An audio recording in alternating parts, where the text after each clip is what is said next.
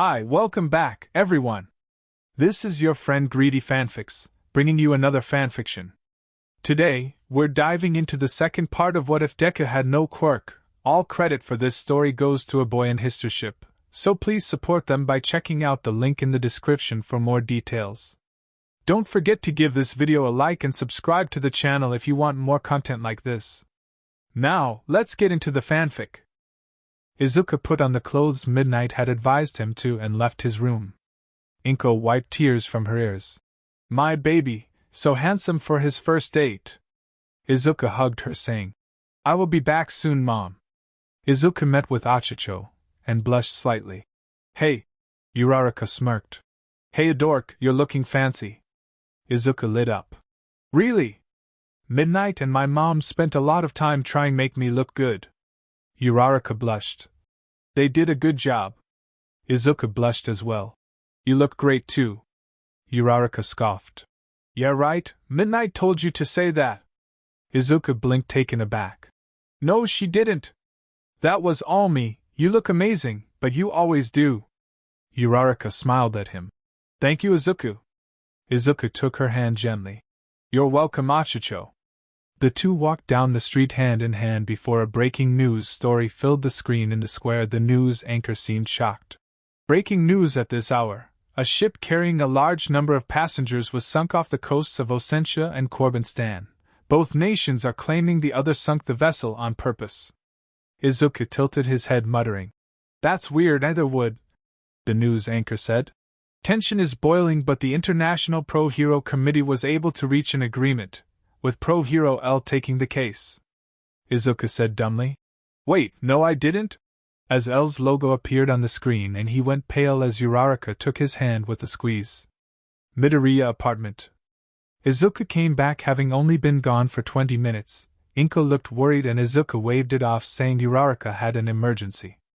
As opposed to the truth, that he had just been drafted to stop World War III, he entered his room and sat and booted up his computer. His mind was going a mile a minute. This whole thing smells. Logging into the International Hero Net as L, he sees a flood of interview requests and good luck wishes from pros and governments throughout the world. Some were even nice enough to provide him with actual intel. Well, at least they are nice enough to send sympathies about being volunteered to solve this. Izuku pulled up both Osentia and ᴅᴘ sides of the story, reading them both before looking at maps, deployments, and other third-party intel sources. It all says the same thing, what he already knew. No one in either government ordered this. Izuku started to mumble. So who did this? Izuku L's phone started to ring and he answered, his usual voice changer on. L speaking, I'm sort of busy right now. A woman's voice said. Oh yes, I'm sure, seeing as quite a bombshell was dropped on you. Izuku asked. Who am I speaking with? The woman laughed. You're live on the international nightly news. Izuku groaned. Great, hi everyone, I'm sure this is very cool for you, but I kind of have to stop a worldwide conflict. Also, how did you even get this number? The reporter answered sweetly. A source I can't share, I'm sure you understand. Izuku deadpanned. Yay me, I would hang up, but I feel like you would just keep calling me back. The reporter answered. My name is Kristen Shockley. Izuku started to mumble. Nice to meet you, Kristen. Currently I am hacking a group of spy satellites. Well, is it really hacking when you send an email saying you're going to do it? Kristen asked. So how is the case coming? Izuku deadpanned. I found out about it 20 minutes ago. Kristen blinked. Wait, they lied when they said L agreed. Izuku blushed. No, they totally did not. I love world peace. Okay, yes, they did lie about it, but in their defense I would have taken the case anyway. Kristen snorted. So L is a terrible liar. Izuku returned. So I have been told, so this is how it's going to be. I have to solve this one live on TV? Kristen laughed. If you would be so kind. Izuku grumbled. Can I say no? Kristen retorted. No, come on, Mr. Voice Changer, let us on the thought process of the world's greatest detective. Izuku sighed. I don't know much yet, just that neither government ordered the sinking of the cruise liner. Not only is it not in their interests, but they lack the ability to do so. without being detected by the other and the larger international community. Izuku typed. Currently I am looking at the manifest of everyone that was on the ship when it sunk, as well as contacting aquatic-based pro-heroes. I need to know how the ship sank. The few eyewitness accounts we have said that the hull was breached somehow. Izuku sipped some tea before saying, "If you will let me, I'm going to put the kettle on. It's going to be a long night. I would advise the same, Miss Shockley." International Nightly News. 6 hours later, Kristen Shockley was tired. When she the intern was given L's number by an unknown account, she figured it was her big break, a live case solving with the world's greatest detective. And it was great. L was nothing if not polite, and awkward at first, but over the last few hours, he seems to be easing into this. Don't get her wrong, he was still awkward, and has spent most of the program mumbling a mile a minute, but people were glued to their screens it seems, and when he did come up for air, when a program was running, or interestingly bounce ideas off of her, she found herself genuinely having fun. L's disguised voice came over with a groan. "Cup number 17, you hanging in there, Kristen?" Kristen laughed. "Barely but surely, lots of coffee." L typed. "Don't forget to stand up and stretch every now and again. Do a few push-ups or something. The pros I work with usually have to remind me to take breaks." Kristen nodded. "Will do, L." L asked. "And your crew, those per camera guys?" One of the operators called. "We are taking breaks and rotating, don't worry about us, L." L clapped. "Great, now where were we?" Kristen shifted. "The ship was sunk in an odd way, and you saw the pictures." L took a sip. "Yes, it seems there was an implosion, in a small closet below the waterline leading to the sinking. However, there are no environmental factors that allow an implosion to occur naturally." Kristen asked. "A quirk?" L paused. "That would be the most likely, but no one on the manifest had a quirk capable of that." L took another sip. "A stowaway? But then how did they escape? Was it a suicide attack? If so, why?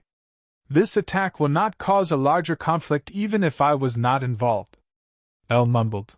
"Most of the passengers were middle-class citizens. There were a few wealthier people as well, and a company retreat. But the company in question is an insurance one. They were not involved in the ship at all and are likely not the targets." L mumbled faster. "A normal act of terror is unlikely. The cruise ship itself is not in danger of majorly affecting the parent company in any major way from its loss. It could be assassination. If that's the case, it reduces our targets quite a bit." L went quiet as he typed, and Kristen said, "So you think this was done to kill one person?" L mumbled. "I know a lot of work for one person, but they were perhaps banking on the backlash on the world stage to avoid this being investigated. Or perhaps they simply never thought of it." L took a sip, saying, "And I think I know the intended victim. I'm sorry, Kristen, but I need to contact some heroes. It was a pleasure being here with you." Kristen nodded. "Right, can't tip your hand. Thank you for talking with us, L." L ended the call and Kristen flopped back on her chair as the nearly 7-hour-long show ended. Next day, Kristen was woken up in her small apartment by the producer, her boss, calling her to let her know that Lance Wilder, an actor from Hollywood, was arrested by a group of pros at L's direction, and had spilled the beans, that he had hired someone named Mesa to kill the director of his last movie while he was on vacation. Kristen said thanks and lay in bed.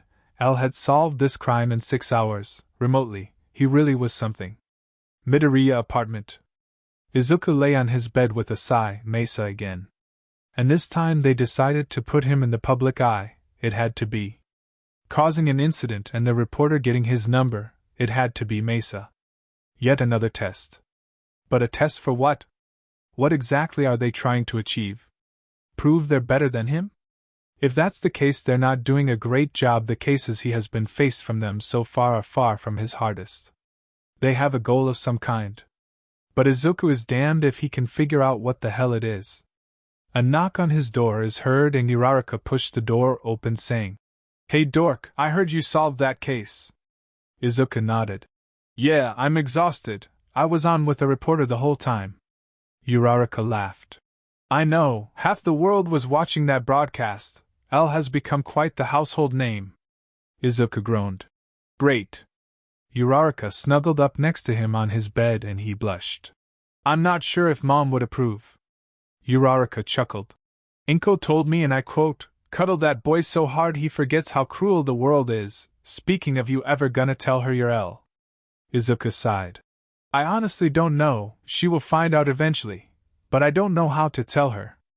Ūriक़ᴜ held him tightly. I get that, but you will figure it out, you always do. Izuku yawned, saying, I'm tired, Achicho. Ūriक़ᴜ said sweetly. Then go to sleep, dork. I will be here when you wake up.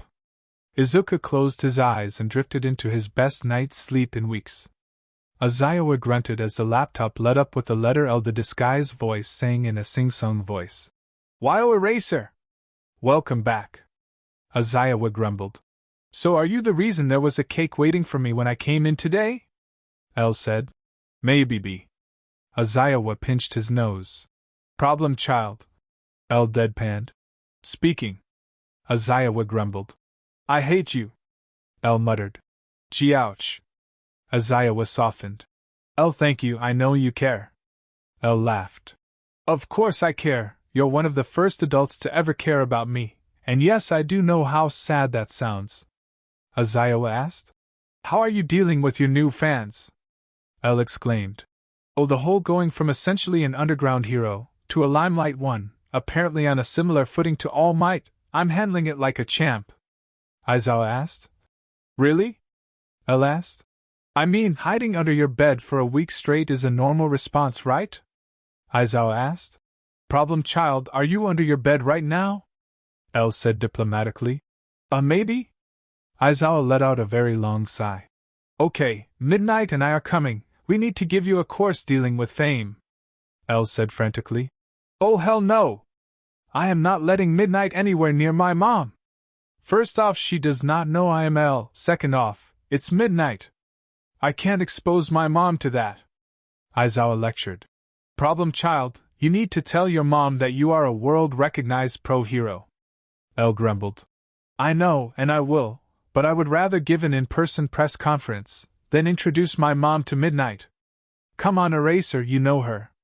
Aizawa exhaled. Fine, tomorrow come to Yue, and get out from under your bed. It's not like the vultures know who L is. L logged off with a quiet. See you tomorrow? Yue. Midnight finished her lecture. And that's what you do if someone asks you for a selfie. Izuku groaned. Kill me. Midnight bent over provocatively.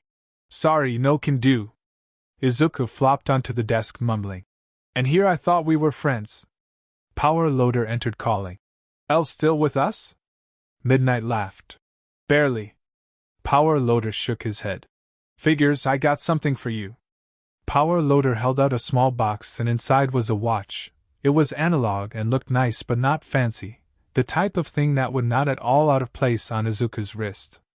Izuku mumbled. Subtle dig? No, I have not been late for anything. Likely worried about me? Support gear. He finished looking up at a smiling Power Loader. Power Loader laughed. You got me. This here is your support gear. It works like a normal watch and would pass every kind of inspection you care to name, and no one will find the fun toys that come with it. He held out the watch to Izuku, pointing at a button facing toward Izuku, explaining. This button here is able to move the hands to update the clock if need be, but pull that button 4 times in a second, and activates a low-power distress beacon. It will alert the hero net, mostly us UA teachers, but a few other heroes you can trust will be alerted. Power Loader turned the ring around the watch face counterclockwise, and a second, the side of the watch facing away from where he was holding it slid open. He explained. A taser, with a reactive power output able to drop anything from someone the size of the principal to a charging elephant, all without lethally hurting them. Izuku blinked. Thanks. Power Loader waved his hand. It's all good, this is only version 1.0, so we don't have all the features we want in your watch yet. But it should be good enough for the time being. You want to keep your head down. But having a way to fight or call for help will be a good fallback to have. Izuku gently slid the watch around his right wrist, saying, Yes, thank you. Power Loader left, calling over his shoulder. You're welcome. Midnight cooed. Now that is over with, let's get back to your lesson. This chapter is on how to seduce fangirls. Izuku was very tempted to pull the reset button 4 times as Midnight started to explain. That night, Uraraka looked up from Izuku's shoulder, saying, "You look awful." Izuku deadpanned. "Thanks?" Uraraka pursed her lips. "Not like that, you dork. You look drained. Look more drained after you single-handedly solved a case with worldwide stakes on international TV." Izuku looked at her. "Midnight decided to teach me how to seduce fangirls, which seems unethical, but I'm pretty sure she was just messing with me. It's hard to tell with her." Uraraka glared. "You have fangirls, huh?" Izuku blushed. "I mean, maybe, L most likely does, but Izuku don't, well, unless you count." Uraraka shook her head. "How do you manage to be both extremely smart, extremely stupid, and impossibly awkward and charming at the same time?" Izuku exhaled. "Lots of practice?" Uraraka gently kissed him. "Dork." Police station. L's symbol floated in front of Izuku as he hid a smile in his capture scarf. L ranted. "I mean, they are trying to use me for clout eraser." "Clout? Since when did I become cool enough to be used for clout?" A rookie officer pointed out. "When you solved the Stain case in 2 days?" Another added. "When you saved the world on live TV." L grumbled. "You solve a case on TV 1 time," Sukachi said. "All right, everyone, we had our fun at L's expense, and as much as we want to keep making fun of him, we do have a job that needs doing." L asked. "Am I reading this file right?" Izuku said. "Yes, there have been a series of bizarre accidental deaths throughout Mustafeu over the last few months." L nodded. "Yes, 15 deaths, all over the city, all increasingly improbable, dare I say comedic deaths. The deaths seem almost ironic, like a monkey's paw. Take victim number 4, Saito Yanagachi. A host at a host club, he was found crushed under 1 trillion yen, in 500 yen coins." L mumbled. "Victim number 7 was hit by a train in the middle of the tracks. A net was found near the body. The victim's prints were on it, and the blood spatter made it seem as if they died holding it." "So what? They wanted to catch a train? So someone gave them a net and put them on the train tracks to catch their train," L pointed out. "This is obviously the work of a quirk, some kind of wish-granting quirk, but is the twisting of the wishes intentional, i.e. someone wishes to catch their train, and are put on the tracks with a net, their intent of the quirk holder, or is this a side effect? A quirk that can grant any wish. But you have to be specific, or simply not in the way you desire." L sighed. "I assume there is no one in the quirk registry with the ability to grant wishes?" Sukachi shook his head. "No," L said. "All right, reach out to World Policing Organization, ask if they have similar cases of comical accidents, and to run a wish-granting quirk on their own databases." L mumbled. "Are we dealing with some kind of trickster? A terrorist?" "No, there have been demands, no statements, nothing. Can they wish harm on someone, or can that person only wish for their own downfall? There does not seem to be any connecting tissue between all the victims save for the fact they have died in Muzutfu and in odd ways." L asked. "So were they targeted? Were they approached in person and offered a wish? Did they reach out to our murder for a wish? Did they make a wish without even knowing it?" Eraser added. "So far all we have is question marks, and no evidence to go on." L grumbled. "True, we do not have much to go on. We will have to reconvene when we hear back from our international partners. In the meantime, dump the phone records, browser history, the mail, anything kind of communication you can find on our victims. We need to find out how or if at all the killer had contact with them to know their wishes." Elsewhere, Yoshi played with her doll, a small smile on the 4-year-old's face as Jean floated in front of her saying with a silly voice, "Oh, Princess Yoshi! You think you can escape from my castle?" Yoshi lifted her doll. "Of course. Princess Yoshi cannot be held." Jean let go of the dragon plush floating over to her. "But can you survive my tickle attack?" Yoshi laughed as the floating quirk started tickling her. "Jean, no!" Jean teased. "Do you yield, Princess?" Yoshi said between laughs. "Yes, Jean, I do yield." Jean stopped tickling Yoshi, who was laughing on the floor, before asking, When do you think Mommy will be back, Jean? Jean looked down at Yoshi sadly. I don't know, kiddo. The floating Quirk looked down, before the sound of a key in the lock of the small apartment, and a woman stumbled in grunting. Yoshi beamed. Mommy! The woman glared. Stay quiet, brat, I have another client for your Quirk. Yoshi asked quietly. Did you tell them to be specific, Mama? The woman rolled her eyes. Yes, sure, whatever, just get your Quirk over here. Jean gripped his fingers, wishing he could teleport this woman into the sun, but it does not work that way. So he said, Yes, ma'am. The woman threw the envelope with yen onto the table, and a recorder. She hit play and a man's tired voice said, I wish I could see my wife again, she died last year. The recorder stopped, and Jean said tiredly, Granted. With a snap of his fingers, Yoshi grinned. We did good, right, Mama? The woman waved. Yeah, whatever, now keep it down, I'm going to sleep. Yoshi muttered, I'm hungry, Mama. The woman turned then said, Then wish for some damn food. And closed her door with a slam. Yoshi looked down before saying, Jean. Jean floated in front of his young charge. Yes, Yoshi? Yoshi looked up at him sadly. I wish you would make me some. Jean said quietly, It's okay, honey, what would you like? Yoshi sat against the couch saying, I wish you would make me some ramen. Jean nodded, snapping his fingers. You got it, kiddo. Yoshi then asked, Jean. Jean looked over from where he floated to the kitchen. Yes, sunshine? Yoshi asked. Can you read me a story again tonight? Jean nodded. Of course, Yoshi. Yoshi asked. I know you said I cannot wish to change someone's mental state, but is there a way to make Mama happy again? Jean muttered from the kitchen. She does not deserve you. Yoshi called, What was that, Jean? Jean laughed. Oh, nothing, kiddo, and I'm not sure, but I will let you know. Yoshi grinned. Okay, Jean. Please do. I want her to be happy again. Jean watches the ramen cook with a sad smile on his face. Police station. L mumbled.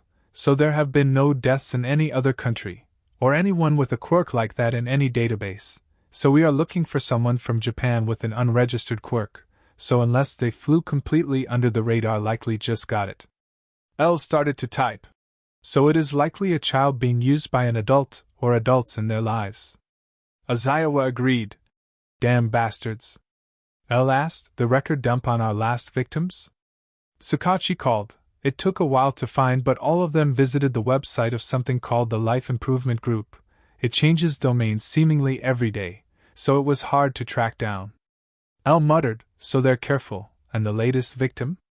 An officer read from a report. At 0600 hours today, the caretaker of the Fairview Cemetery contacted the police after the computer system detected a disturbance in plot 223G. Officers arrived on scene to see the grave site untouched, but as per procedure arranged for the grave to be dug up. Inside was the registered occupant. Sharing the coffin was Mr. Banshiro, the occupant's husband, who had been buried alive. He had been seen alive the day before. L took a sip. So he wished to see his dead wife again, and his wish was granted. Tragic. Do we know if he visited the Life Improvement Group? Sakachi called. Yes, it does appear so. His bank details show he also withdrew 100,000 yen yesterday. L asked. No one else withdraw money before their deaths, did they? Aizawa added. No. L muttered. So this is a paid service, but something stopped the last victim from being able to pay in the usual way. Most likely a lack of knowledge or ability, and as such it was a cash in a briefcase exchange. L typed, From what I can tell, the other victims did pay, as well, but in smaller increments disguised as other purchases through online services, to look like the normal wear and tear on one's bank account. L was already moving. Laziness? Overconfidence? Could be either. But if an in-person exchange happens, then it is possible that our killer is on camera somewhere. Find our latest victim on the cameras and follow him. If we are lucky, we can ID our killer. Support Labs. May grinned. Sup, Gravity Girl. Uraraka smiled. Hey May, glad you were able to make time for me. May waved her hands. I always have time for baby making, so what are we looking at? Uriarika crossed her arms. I need some kind of long-range weapon. Mei nodded. Yeah, I got you, let me pull some blueprints. Mei walked over to the blueprint drawers, and saw a blueprint for a watch. Mei looked at it impressed, before shaking her head, focusing on helping Uriarika. That night, Yoshi walked over to the apartment door, as Mama put on her jacket. Stay good or whatever. Yoshi grinned. I will, Mama. She opened the door. Just as an officer started to walk towards their apartment, she narrowed her eyes, and drew a knife, cutting the officer's throat in a spray of blood. Yoshi blinked in shock as her mama grabbed their bags and started down the hallway, leaving the building to find the entire courtyard, filled with officers and heroes. Yoshi grinned. They looked so cool. Yoshi wanted to ask for their autographs. Mama had other ideas. She rushed forward, killing more officers and wounding a hero. Yoshi's eyes were wide. Mama is hurting heroes? But they are here to help. Yoshi felt tears running down her face as Mama sliced at another hero, yelling, Move it, brat! We have to go! Yoshi screamed. I wish Mama would never hurt anyone again. Jean flew next to her, his form sparking. Snapping his fingers, he said, Granted. Mama clutched her chest, eyes bugging out of her head. She dropped her knives, clutching her hand to her chest, before falling to the ground. The heroes quickly moved in, but it was clear she was dead. Yoshi stood in shock as someone muttered, A heart attack? Yoshi said. Jean! The figure appeared next to her. Don't worry, you will be okay, Yoshi.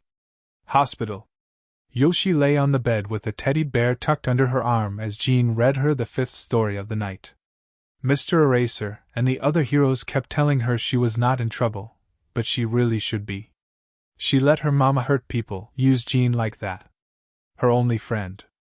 The door opened and a man in a dark suit walked in, saying, Hello Yoshi, my name is Mr. Sakura, I'm with the HPSC. Yoshi bawled. I'm sorry, I know I'm not supposed to use my quirk. Sakura held up his hands. It's okay, I'm actually here to ask you something. Tell me, have you ever wanted to be a hero? Yoshi nodded. Yeah, heroes are great. Sakura smiled. And with a quirk like yours you can be a real special kind of hero, are you interested? Yoshi grinned. Yeah. We are in, right, Jean? Jean gave a thumbs up. Sakura smiled. Well then, Monkey Paw, welcome to Project Plateau. Izuku is not what most people would call lucky. That's not to say Izuku puts much stock in the concept of luck. But if there is some kind of force out there commanding probabilities, that force is not found of him. It was a nice day and Izuku answered a knock on his door. He opened it to see the pro-hero Hawks and group of HPSC agents standing in front of him with grim expressions on their faces. Izuku said dumbly, Hi! Hawks gave him a small wave back before one of the agents tossed Izuku. When Izuku woke up he was sitting on a hard chair in an interrogation room and his head was spinning, an agent in front of him saying, Are you awake, Mr. Midoryia? Izuku grunted out, Lawyer. The agent bit his lip before saying, What do you know about a group calling themselves Mesa? Izuku shook his head. Nothing. The agent narrowed his eyes, and Izuku hit in the back of the head, slamming into the table. Izuku was pulled up by his hair. Try again. Izuku exhaled. I don't know anything about Mesa. Izuku was hit in the chest, coughing as the agent sighed. Mesa is trying to play games with L. It is frankly annoying. We at the HPSC have plans for L. Izuku exhaled. Lawyer. Another voice called from behind him. Shut up with that crap. Izuku sputtered. What? The agent sighed. L determined that Mesa was a person or group of people with high levels of intelligence, undervalued by the world in spite of their immense talent, independently wealthy, but trying to hide it. And bored, looking for a challenge. Izuku's eyes went wide, as the agent laughed. Sounds a lot like you, don't you think? One of the smartest people on Earth, rich but hiding your money. And can you look me in the eyes and tell me you're not bored? Izuku punched in the chest as the agent laughed harder. We got you dead to rights, so why don't you start talking Mesa? Or do you want us to get L in here? Izuku barely hid his chuckle. Lawyer. Izuku's head was slammed into the table again and he groaned. I want a damn lawyer. The agent sighed, opening a folder. Let's talk about Uriarika, your girlfriend. She attends UA, does she not? 14 hours later. Aizawa walked up to a sad-looking Hawks who exhaled. Thanks for coming. Aizawa asked. Sure, just wish I knew why. Hawks handed over a folder. HPSC think they found Mesa. His name is Izuku Midoryia. They found him based on the profile L provided the police. Aizawa did his best to hide his wide-eyed expression, asking, And Midoryia fits the profile? Hawks nodded. Yeah, almost too well. Agents had been talking to him for nearly 12 hours straight, and the kid is on more truth serums than I care to count, and all we got him to do was babble. So far it's been nonsense, asking for a lawyer, and a few hours ago for you. By name. Aizawa blinked. What? Hawks shrugged. He said, and I quote, Eraserhead promised. He told me I was going to be okay. He promised. Aizawa exhaled, problem child. Hawks said carefully, For the record, I was opposed to this, even before it got to this point. I didn't think the kid is guilty. I was overruled. Aizawa turned away, opting not to answer. The door was opened by a sneering HPSC agent, and there tied to a chair is Izuku. His fingers and toes were all broken, blood was coming from his nose. He was shirtless, covered in bruises and minor cuts. His head sagging, he was exhausted but mumbling to the agent in front of him. Torture is a failure. It as a tactic only works if you employ the threat of it, not the actual use of it. He laughed with a wet cough, spitting out blood. I called your bluff, so you actually had to do it, but the thing is, the moment you did you lost. Now beyond this point the only you can still do to me is kill me, and if you were able to do that you would have done it already. Izuku looked up at his pupils unevenly from the drugs. I win. The agent growled. Just talk, you little shit. Izuku's body jerked as an electricity quirk was used on the metal chair he was sitting on. He yelled in pain, before exhaling. One thing you learn from being bullied all your life is that pain is mental, and it's easy enough to ignore. Just choose a spot on the wall and focus on it, and let the pain wash over you like you're floating in a pool. The HPSC agent went to strike him again, but Aizawa turned on his quirk. That's enough. Izuku slurred, Hi Eraser, sorry I would have called you, but I'm not allowed to know what time it is in here. Aizawa said, How aware are you right now? Izuku grinned, Please, it's going to take more than a liter or so of truth serum to break me. He hiccuped and Aizawa glared. Release him to me. The agent countered. Not until L clears him. Aizawa exhaled. Well, that's ironic. Izuku chimed in with a manic giggle. Life's funny like that, huh, Eraser? Aizawa managed to not facepalm. Only the problem child could be accused of a crime and also be the only person who could clear himself. Aizawa exhaled. Let me get in touch with L. The agent grumbled. You do that. Meantime, we will try to get a confession out of the ⴂ Aizawa heard a sickening thud fill the room and Izuku grunting as he moved away, pulling out his phone to call Nisa. The laptop lit up with the letter L, and the disguised voice filled the small conference room. Hello, I am L, but you are already aware of that. I would say it is a pleasure to work with you all, but that would be lying. I do not enjoy working with those that torture suspects. Aizawa looked down to hide his smirk, pulling Izuku's notes on Mesa and then writing a script for Nisa to be a convincing L, took longer than either had liked. But it was important to get Izuku free without blowing his secret ID. The agent bristled. We were trying to figure out if the suspect is guilty. L groaned. Did you not see my full profile? Mesa is not just one person. It is very likely that it is made up of a group of at least 2 people, one of them being the person known as Kira. If you read the entire report, you would know that the shell company that owned the bar where the USJ attackers were found and the one that bought the pharma company that made the drug needed for the death of personality were the same, now sadly defunct company, creating a connection between Mesa and Kira. L added matter-of-factually. This, combined with the fact that all mentions of Mesa use the word they, means that we are looking for more than one person. The agent grunted. So Midoryia is one of them. L started to mumble. He is not Kira, and we know next to nothing about the other person. The agent demanded. How do you know Midoryia is not Kira? ᴅᴟ made a show of rolling his eyes. His watch, he wears it on his right wrist. The agent yelled. So? L cut in. So, all the murders we suspect Kira of having committed have the victim stabbed in a right-facing direction. Another agent went pale as the first agent yelled more. Would that make it more likely that Midoryia is Kira? L asked. Do you wear your watch on your dominant or non-dominant hand, agent? The agent asked. What? ᴅᴟ grunted. Kid's a southpaw. The agent blinked. A southpaw? L stated bluntly. Izuku Midoryia is left-handed, agent. The agent looked down. Okay, so he is not Kira, maybe he is the other one. L asked simply. Why? The agent screamed. Why what? L said simply. Do not think I would not have already determined Midoryia was innocent before even coming here. He was already a suspect. I had him followed for weeks by Eraserhead. Kid got unlucky and was almost attacked by a mugger, and Eraser had to step in. That's how he knew who Eraser was and to call him to prove his innocence. Cold rage rolled off L's voice. So let's get real here. You had him arrested and interrogated for hours without consulting me until the last moment. A single look into his life would show that Midoryia is not Kira. And a little digging will determine that he is not involved in any way with crime. And yet you tried to have him arrested and beat a confession out of him. L laughed. The answer is of course quite simple, so much so, Midoryia himself likely figured it out. After all, I do have a history of not being fond of people like you, quirkists. You took one look at him, smart no quirk, and figured he must be mad at the world. And frankly, you're most likely right. After all, people like you are in it.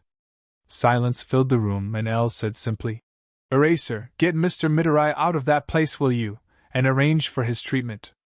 ᴅᴟ could almost hear Ni's glee carefully hidden under the persona of the righteous angry L. He responded. I will take him to Recovery Girl. L agreed.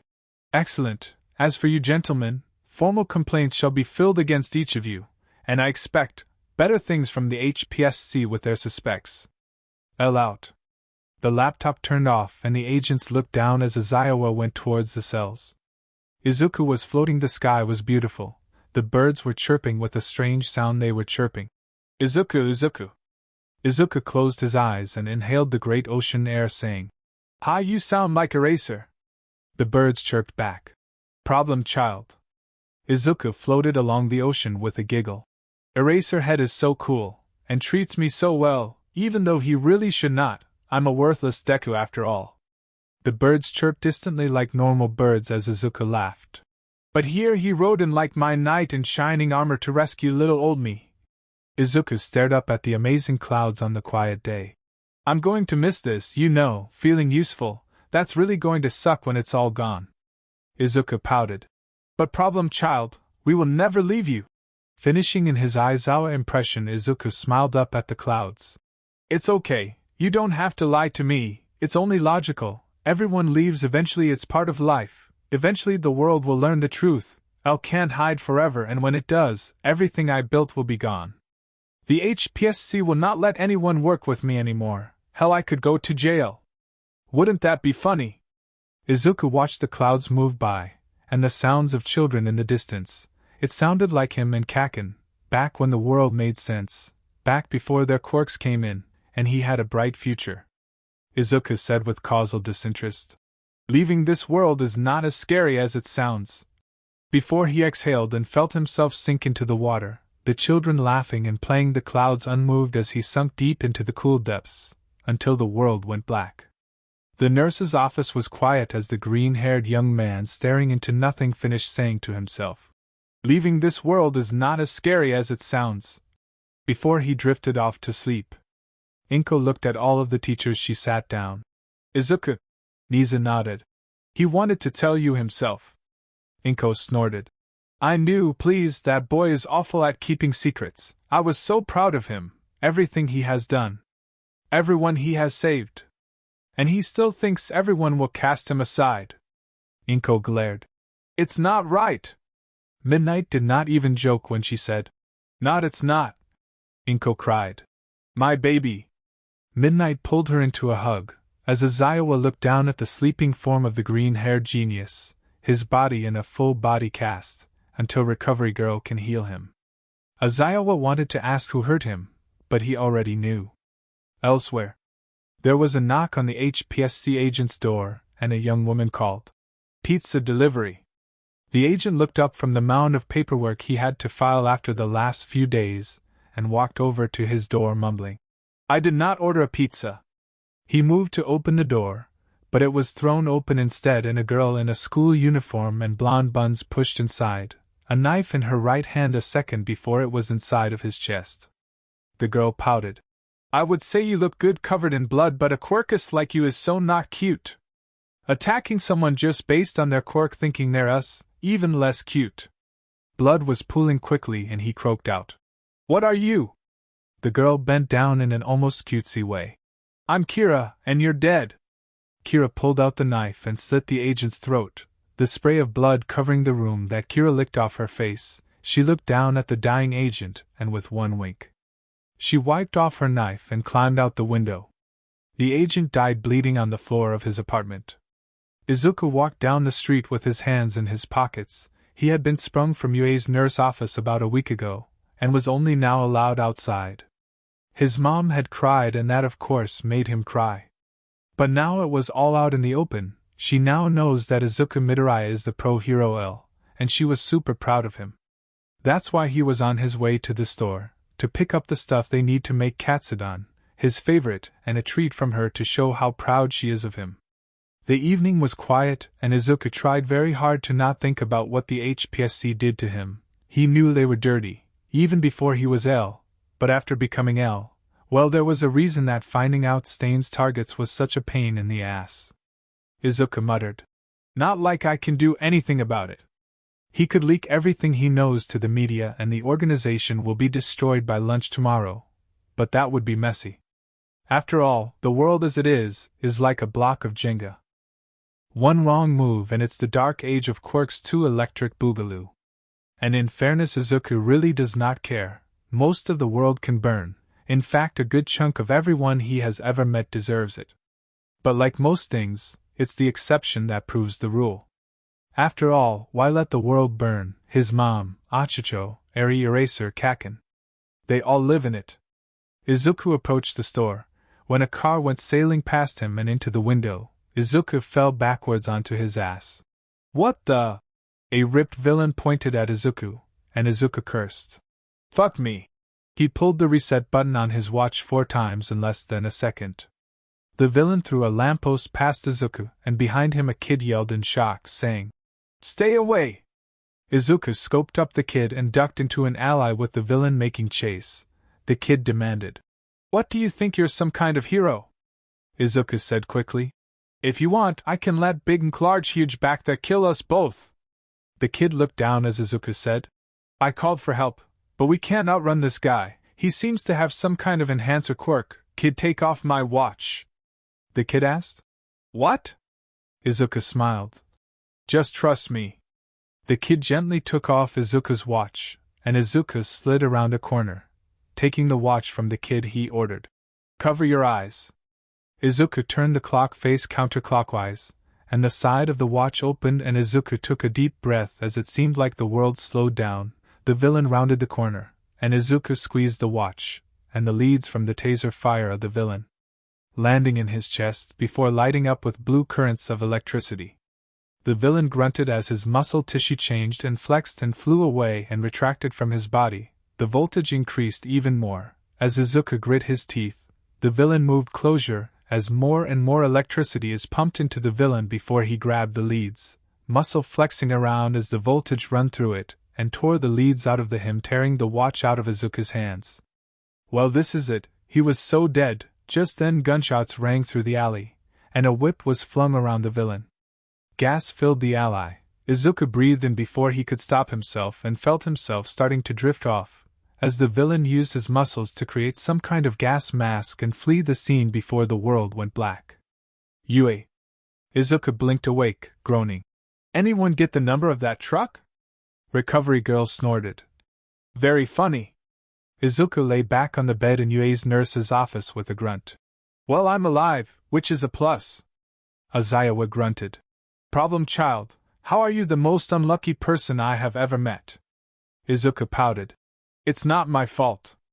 ᴡᴇᴟ grunted his response, and Izuku asked, How's the kid? Recovery Girl laughed. Bitter kid's a real tsundra, went from asking about you, to complaining about you acting like a hero to get yourself killed. Izuku shook his head. Kids his age are brutal, except Eri, she is an angel. ᴡᴇᴟ smiled. Speaking of, kid's name is Koda, I introduced Eri to him, they are getting along, too well. ᴡᴇᴟ finished with a worried tone. Izuku laughed. Easy there Dadzawa, I'm sure Koda is a good kid. ᴡᴇᴟ looked away. Kid of a couple of pros, the water hose duo. Izuku blinked. I heard they died about a week back, nasty stuff. Recovery Girl tilted her head as Izuku added casually. L was not asked to consult yet, but I know some of the details. The duo were rescue heroes, they focused on fires mostly, they were sent on a call, and was killed by a villain, lots of collateral damage, real damn mess. Izuku shrugged. Recovery Girl, am I okay to go? Recovery Girl nodded. Yes, dear, Midnight's gas is out of your system. Izuku nodded. Cool beans. ᴡᴇᴟ wanted to follow the green-haired kid out of the room, but Recovery Girl stopped him, saying, Aizawa, you by now surely noticed? Later. L's logo lit up the room as L spoke. Hey everyone, thanks for having me. Present, Mike asked. You know L, why do you still do it this way? After all, we know who you are. L answered casually. It's not paranoia, Mike, if they actually out to get you. The answer hung in the air, before L moved on. How is Kota? Midnight called. He is still asking about you, the wild pussycats, pros and next of kin to the boy are on the way to pick him up. L laughed. Yeah, they are pretty cool, don't tell Kota that I was involved, either as L or my civilian name, if he cares enough, say it was a foreigner named Harry Styles. Midnight asked. Why? L answered simply.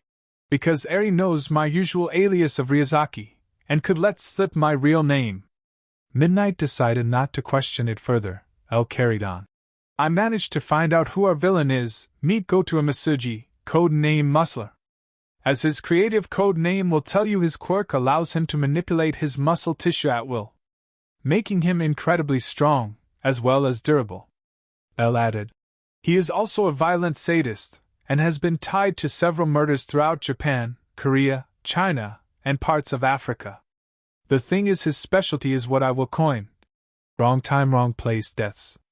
L explained, you want someone dead but you don't want to put a billboard saying you had them killed, so you have Muscler attack the area, an act of villainy with a lot of damage and death, and the person or persons you wanted dead get mixed in with all the others.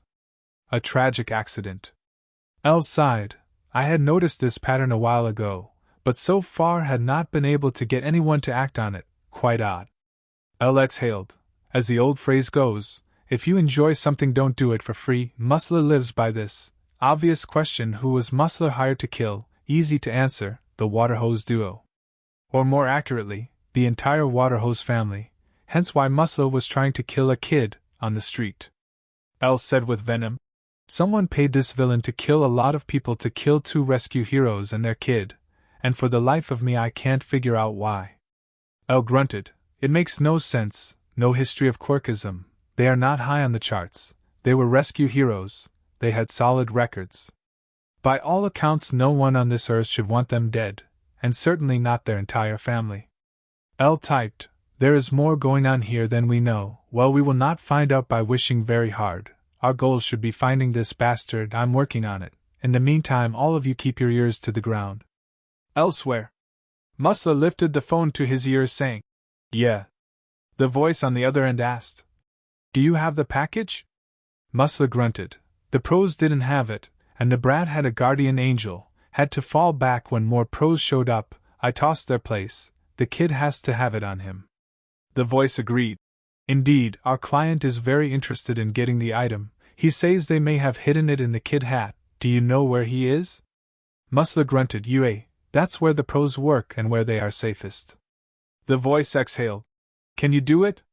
Muscler shrugged. It won't be easy, and I will want triple my usual fee. The voice agreed. Done, also word on the street is L is looking for you.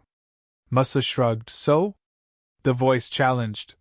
So be careful, they don't call him the world's greatest detective for nothing. ᴅᴜ looked at ᴅᴜ with a grunt. Yeah, whatever, just be ready for at the RV point. ᴅᴜ flexed his tissue around his body and ran forward, jumping the gate as the defense grid sprung to life. Muscular shrugged off the defensive weapons and looked on with a sneer as Cementos and Hound Dog moved toward him, sirens wailing. ᴅᴜ was in pain. In his hand was the damn kid's hat. He was sprinting away from ᴅᴜ as fast as he could. He was lucky, bum rushing the school cafeteria where the brat was and stealing his hat. After that it was a mad dash from the school with a lot of pros on his heels. Currently he is being chased by All Might, with the other pros in hot pursuit. ᴅᴜ rounded the corner, shoving the hat through a car window. As he kept running, he will lose the big cheese in the subway tunnels, take a few hostages, break a few heads. ᴅᴜ rounded the corner, and there stood the on-fire form of the number 2 hero 괡ᴜ. ᴅᴜ took a swing at the on-fire hero 괡ᴜ, caught the hit, and set the villain on fire, his screams filling the air, before after 30 seconds of intense heat, ᴅᴜ finally passed out. The car pulled away from the ally, no one the wiser. ᴅᴜ. Izuku sighed, looking over the damage. What the hell? Nizu agreed. Indeed, it makes no sense. Izuku looked at the principal with shock. All this for the kid's hat? ᴅᴜ was clearly not the target, so what the hell is going on? Nizu sipped his tea. Perhaps the water hose duo found something. Someone wants back? Izuku nodded. They hid that something in their son's hat? They are rescue heroes, not like they are involved in any investigations. A friend maybe? What on earth is so valuable that attacking ᴅᴜ is deemed a good idea? Nizu sipped his tea, saying, What indeed? Elsewhere. Jiren got out of his car, the kid's hat in his hand, and in front of him stood an older man in a suit. Leaning on the side of his car, he nodded. Jiren, glad to see you. Jiren laughed. Yes, this was quite messy, my apologies. The man shrugged. So long as the job gets done, speaking of. Jiren held up the hat, saying, Got your item right here. The man reached into his pocket, pulling out a stuffed envelope. And I have your final payment. Jiren grinned. Excellent. Handing over the hat, the man reached under the rim, pulling out a microchip. The man handed over the money. Examining the device, Jiren asked, What even is that thing anyway? It was labeled Everest Initiative. Never heard of it. The man looked at him, and Jiren sighed. Right, no questions, no names. The man put the chip in a case before sliding it into his pocket. Your agent has been captured by now, will that be an issue? Jiren laughed. Please, ᴅᴜ will never talk. The man nodded. Glad to hear it, it is a pleasure to work with you. Jiren climbed back into his car. I look forward to doing business with you again. Jiren pulled away and the man exhaled before pulling out his phone, dialing. Monkey Paw. A girl's voice comes over the phone. Mr. Sakura. The man gently scolded. Remember what to call me when we are working, Monkey Paw. Monkey Paw said quickly. I'm sorry, Watari. Watari smiled. It's okay, Monkey Paw, is Jean with you? Jean answered. Right here, boss man. Watari nodded. Good, I wish the criminal by the name of Kajiro Okuta, also known as Jiren, would die of a heart attack in the next 30 seconds. Jean said simply. Granted. Watari sat back, glancing at his watch. 30 seconds later, sounds of honking and a car crash filled his ears. Watari hung up, saying, Good job, Monkey Paw, I will see you soon. But I have to get back to school, my lunch break is almost over. Watari took off his tie and hoped his coveralls were still clean, noting he will have to drop off the chip at the HPSC later. Aizawa sat in front of the laptop, the letter L shining on it, as he asked, So what have we learned? L answered, Not much, ᴅᴜ is not talking about who hired him. L grunted, But we did not really expect him to. The more I look at it, the more it becomes clear that they had something someone wanted back. L muttered quickly. The waterhose duo were rescue heroes, so it is unlikely that they themselves stumbled onto anything, No, someone gave them something for safekeeping. They hid whatever that something is in their son's hat. L took a sip of something. So it is small and would not be noticed by 괜ᴜ. It is also probable that the person who gave that item is also dead. L's logo disappeared and was replaced by a picture of a young man in a lab coat. L said, "This is Hayashi Hibachi. He went to UA at the same time as the water hose duo. He was in the support course, and is one of the fathers of bio-neural implants." L trailed off.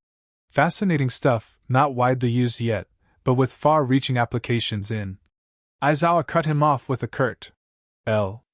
L laughed awkwardly. "Right, sorry. Hibachi graduated UA, he bounced around the island for a bit, researching his implants, and only recently returned to Japan. Apparently he was recruited for some kind of HPSC black box project." L exhaled, details of which are classified of course. He disappeared while hiking shortly before the attacks on the water hose duo, and was found just yesterday in the bottom of a ravine, a hiking accident. Aizawa stated, "And you don't buy it?" L deadpanned, "No, it lines up too well. Someone killed Hibachi and the water hose duo for something, most likely to do with this HPSC project. But the question is, who killed them, and was it the HPSC?" Aizawa's eyes went wide at the implication before L logged off. Midoriya apartment. Izuku pressed a kiss into Achicho's hair as she sighed. "So yeah, that's what we think the setup will be. Robots just like the entrance exam." Izuku muttered, "No, it won't." Achicho lifted her head from his shoulder. "Do you know something?" Izuku said, "Well, not know, I suspect." Achicho narrowed her eyes.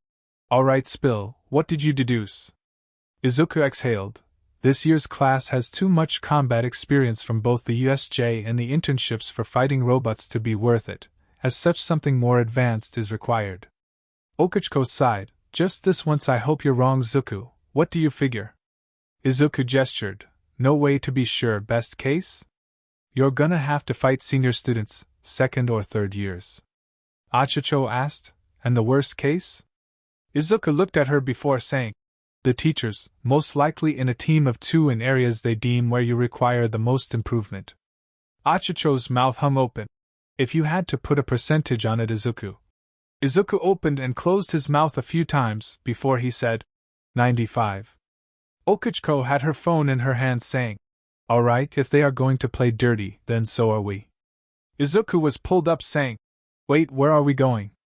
Achicho smiled. "Don't pretend like you don't have plans to take down every hero in Japan." Izuku blushed. "I mean? Yeah? You don't?" Achicho shook her head. "Come on, you have a briefing to give." "Yue." Izuku sipped his tea with a sad smile. "Sorry, Nedzu." The principal grinned. "It is quite alright, L. We should have guessed you would have been able to figure out our plans." Izuku looked at him. "Achicho had asked for my help in preparing the students. I would like to do so, with your permission, of course." Nizu grinned wider. "My oh my, sounds like fun, permission granted." 30 minutes later. Class 1A and B sat in a room. There was a tense silence. Monoma had already been scolded to not shit-talk 1A while he was there. Uraraka set up a laptop, and the roof tensed as a white screen with the glowing letter L appeared. The disguised voice said simply, "Hello, future heroes, my name is L, and I am here to assist you with your exams." The room exploded into yells of questions and confusion. L commanded, "Quiet down, please." The room grew quiet as L said, "Thank you. I have become aware that all of you are under the impression that the subject of your exams will be robots, Moma and Monoma. I was hoping that you would have seen through the logic of such a thing." The 2 called-out heroes looked down with a blush as L carried on. "In case it is not clear, you will not be fighting robots. No point, all of you have grown too far past them. What you will in fact be doing is fighting the teachers." The room shifted again as L said, "This is a concerning development for all of you, I'm sure, but that is why I have decided to intervene. The teachers are not playing fair after all. Why should any of you? Uravity is handing out folders to each of you. Inside is an in-depth analysis of each of the teachers in UA, strengths, weaknesses and strategies to counter them, as well as my guesses as to whom they will want you to fight." L stated simply, "I have provided the tools, it is not up to you from here. If you need to contact me for any reason, ᴅᴇᴜ can get in touch with me up until the day of the exams. Godspeed, L out. The laptop turned itself off as ᴅᴇᴜ handed out the folders, as Kirishima looked at the laptop with a tear in his eye. So manly. That night, Aizawa grumbled. Problem child. L answered smugly. What's cracking? Aizawa's face palmed. Why did I catch my students practicing tactics specifically to take me down? L answered casually. Sounds logical to me, their eraser. Aizawa grunted. You figured out what the exams are, didn't you? And you told them, and now they are training to take us on. L pointed out. Nisa said it was okay, so cheer up, eraser. After all, they are just making use of a hero asset, namely me. Aizawa groaned. I'm going to get tear gassed, aren't I? L casually commented. It's not as bad as it sounds, so did you just call to complain that your students are getting harder to logically ruse? Aizawa shook his head. Got something for you to look into. L signed performatively. Wow, I was hoping you were calling me to say hi. Okay, what are we looking at? Aizawa jumped from rooftop to rooftop. Recently there have been a series of fires, mostly at hero merch shops and other places like that. We think someone is burning them down on purpose. L hummed. Hero merch shops, huh? How many? Aizawa looked down at an alley with a group of goons buying drugs below him, saying quietly. There have been 3. L paused typing. Well, that's enough for a pattern for sure. Could be a villain wannabe, someone like Stain who does not like the way pros are currently doing things. I'm pulling up the fire marshal's report. You deal with those dealers yet? Aizawa did not even bother to ask how L knows what he is doing. He just grunted. Handling it now. L nodded. Excellent. Okay, the buildings were all burned down by someone with some kind of fire quirk. It was done in the middle of the night. So far no fatalities. If it was a terrorist action like Stain, they would have attacked during the day. This is interesting.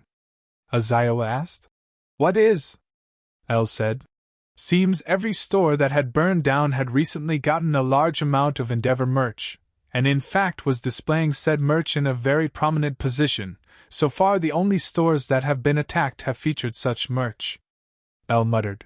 I have never been keen on Endeavor. He is kind of a dick, a sentiment a great many people agree with.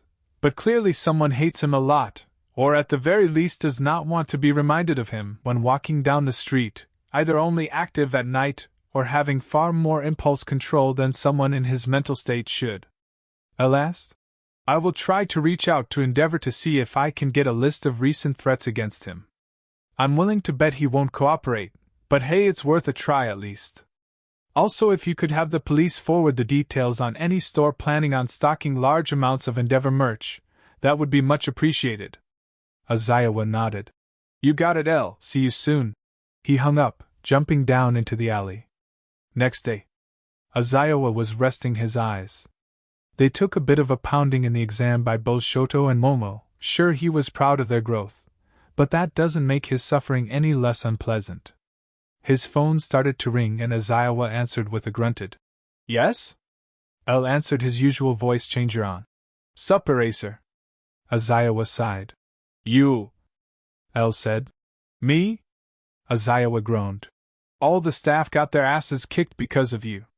L paused before saying. Wow, even Nizu? Who knew the whole shouting riddles at him the whole time plan would actually work? Aizawa pointed out. You? L laughed. I guess so. Well, if it makes you feel any better, I got an update on the merch fires. Aizawa sighed. Lay it out for me. L did, explaining. Surprising pretty much no one, Endeavor declined to give me a list of recent threats or enemies beyond a statement from his PR team saying, the only enemies Endeavor have are shared by all friends of justice. Aizawa deadpanned, well, that's helpful. L chuckled, yeah, he's great like that. By hey, at least they added that in the unlikely event Endeavor requires the help of L, he will ask. So hey, future partnership. L exhaled, what a dick. Aizawa grunted, yeah, he's not exactly running for saint. L grumbled, I could rant all day about the guy, but that would be counterproductive. What's odd is, in spite of the clear goal being attacks on Endeavor, they are very indirect. L mumbled, it's not hurting 괡ᴏ in any way worth noting, not even the public cares, no online forum ranting, no escalating attacks, no deaths, no call-outs, nothing. It's like someone has a seething hatred of the guy but also a lack of desire to hurt him directly, like they cannot bring themselves to do it. L typed, this suggests some kind of personal connection to 괡ᴏ, one very deep and personal, that in spite of some kind of schism, and at least one-sided hatred, our suspect cannot bring themselves to hurt him, or perhaps hurt his family by hurting him. L muttered faster. 괡ᴏ is not exactly winning Father of the Year, but he has 4 kids, 3 alive, 1 missing, presumed deceased. His wife is a permanent resident of a hospital following a psychotic breakdown. In-laws? No, they would opt to attack him directly if they believed the tabloid rumors of his treatment of the family. L said simply. Someone cares eraser, they are trying to hide it, trying very hard not to, but in the end they do. They want to burn the world down, to hell with that flaming turd, but they can't do it. Not if they ever want a good night's sleep again without thinking of his family. L paused. Son of a bitch. Aizawa asked. What? L muttered. The kid, the one everyone thought was dead, he isn't. That is not that many fire quirks in Japan, and fewer that fit our profile. The brother thrown aside for his sibling Shoto the masterpiece, held that asshole, even called him that at the sports festival. He faked his own death in an effort to get revenge on his father. But it didn't work, he didn't care, he wanted to hurt him so bad. But he can't do that, not to his siblings, not to his mother. So he's trapped burning down merch stores, showing his face everywhere. Aizawa said, Jesus, if you're right. I'll cut him off. It won't matter and you know it. Aizawa felt a pit in his gut, but he asked anyway. Why? L asked. Ever hear the term, too big to fail? Aizawa answered, no. L laughed. That's a good thing. It's a term in economics. Basically, a private company is so important to the economy that if they go under, we are done for. Aizawa's eyes went wide. 괡ᴏ is too big to fail. L said glumly. The hero world is inherently flawed, it always has been. It's a system set up a long time ago to solve a problem that no longer exists, and everyone knows it. Most don't think it, and hardly say it, but they do know it to be true. Our society is a house of cards. What do you think will happen if you pull out the second biggest card? Aizawa answered with a touch of disillusionment. The whole thing will come tumbling down. L nodded. Yep, HPSC won't let that happen, even if we find the kid, even if you ask Shoto all about the sick treatment he was put through, even if the Quirk marriage I dug up comes to light, none of it will matter. Aizawa rubbed his forehead. The suspects will die in suicides or strange accidents, the evidence will disappear, and you and I will be put onto other cases with assurances that top heroes are looking into everything. L agreed. Yep. Popping the P. The whole thing will be over within the week, and not a single thing will change. Aizawa asked. So it's done, even if we track the pyromaniac down, we would just be sentencing him to death? L shrugged. Pretty much, the war was over before it even started. L added. Best case, someone dies and this becomes high profile enough that the HPSC can't just make it all go away. Aizawa grumbled. What a pain. L agreed. Life is pain. Anyone who says differently is selling something. Aizawa chuckled. Oscar Wilde? L deadpanned. Princess Bride, good movie. L said quietly. Eraser, we need to be careful. If I am reading everything right, we are in the middle of something big, a Cold War of some kind. Mesa and the HPSC, they're fighting over something. Could be anything from oranges or the future of Japan, but one thing is for sure. We need to be careful. I don't know how much longer before the balloon goes up, and this Cold War becomes a hot one. Aizawa sat there quietly. He knew what L was saying was true. The world had changed. There was something in the air. Or maybe it had always been there. Lingering in the background, just waiting for L to point it out. Aizawa felt a rare chill crawling down his spine. Every instinct he had honed from years in the underground was telling him the same thing. There was a storm coming. Elsewhere. Himiko grinned. Thanks for coming, cutie. The scarred man asked. Everyone I talked to quoted a lot of money just to hear you out, but not much else. Himiko laughed. Yeah, well, we tried to be discreet, speaking of. She handed over a large sum of money with a smile. Thank you for taking this meeting, she finished sweetly. The scarred man took the money and shoving it into his pocket, he asked, So who the hell are you? And what do you want? Himiko paused. Well, that's a loaded question. I'm a lot of things. But I suppose if you really want to, you can call me Kira. And as for what I want, well, as a fellow owner of daddy issues, I respect the hustle, but perhaps we can help you work smarter, not harder. The scarred man asked. How? Himiko grinned. Support equipment, intel, good targets, maybe even a TV appearance if you really want to stick it to him. All we ask in return is that you don't hurt anyone innocent. The scarred man asked. Why are you doing this? What do you get out of this? Himiko grinned. Only the most valuable thing on this earth, the cure for what ails the human soul, a main course with a helpful side of justice, depends on how poetic you feel on any given day. The scar-having man was almost scared to ask but did anyway. And what would that be, Kira? Himiko grinned widely. Boredom. Himiko stepped away, gesturing to the dirty alley where they were meeting. The world does not work anymore. It broke a long time ago, but it was like you were the only one who noticed. Himiko smirked as she skipped back over to him with a twirl. It's all so empty, so vapid, so stagnant, it's all the same. Old men decided how the world should be a long time ago, and it has never changed. Himiko frowned. And now it's so boring. Those with powerful quirks live their best lives, while everyone else just trying to mind their own business gets vilified. And for what?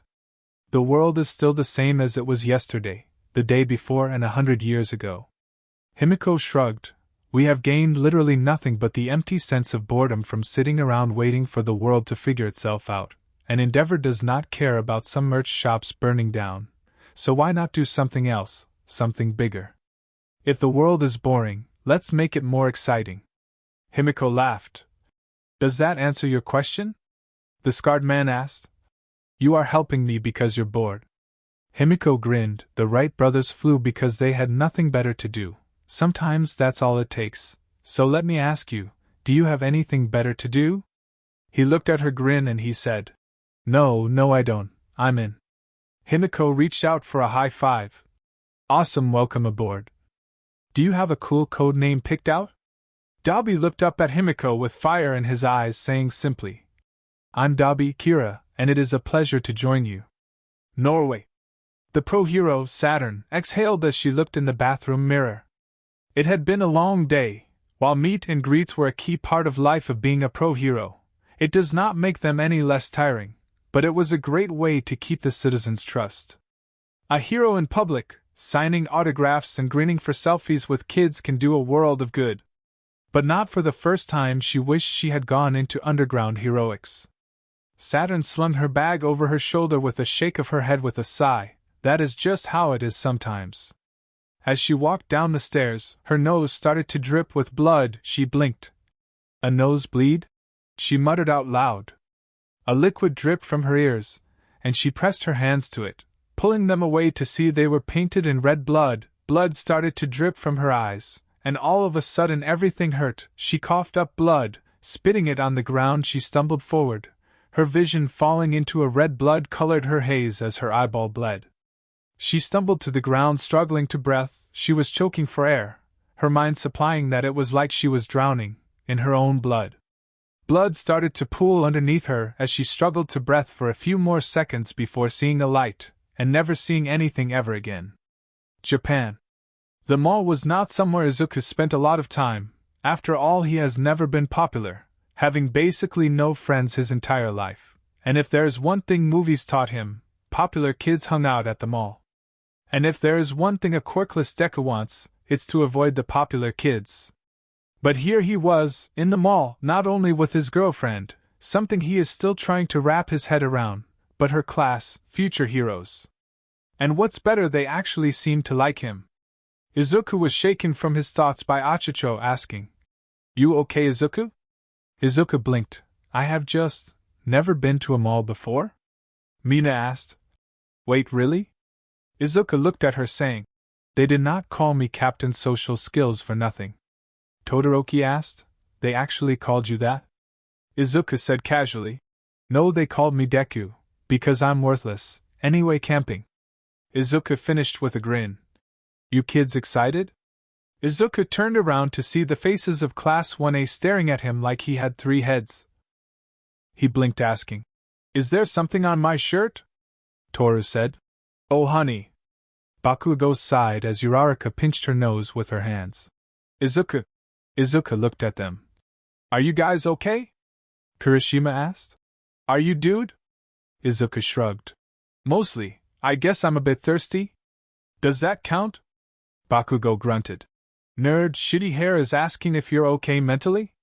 Izuku tilted his head. Why does he care? Izuku's eyes went wide. Oh hell yeah!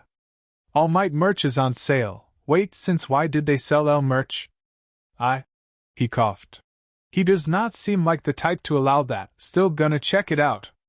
Man, I hope I'm allowed in the store. Izuku pretty much slid toward a nearby hero merch store, as a loud silence filled Class 1A ears. Ida spoke up saying, The more I speak with him, the more concerned I get about Midoriya. Uraraka sighed. Yeah, he has a lot of deprogramming to go through before he realizes his life has any value. Momo exhaled.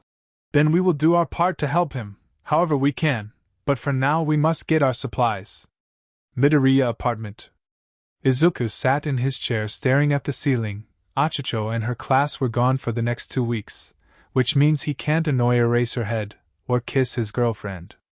Life truly is unfair, he said with a chuckle. He looked back at his computer and scrolled through the L-Net, basically the worldwide version of the Hero Net, the hero community created, just for him, apparently just in case he sees a case or crazy pattern worth looking into.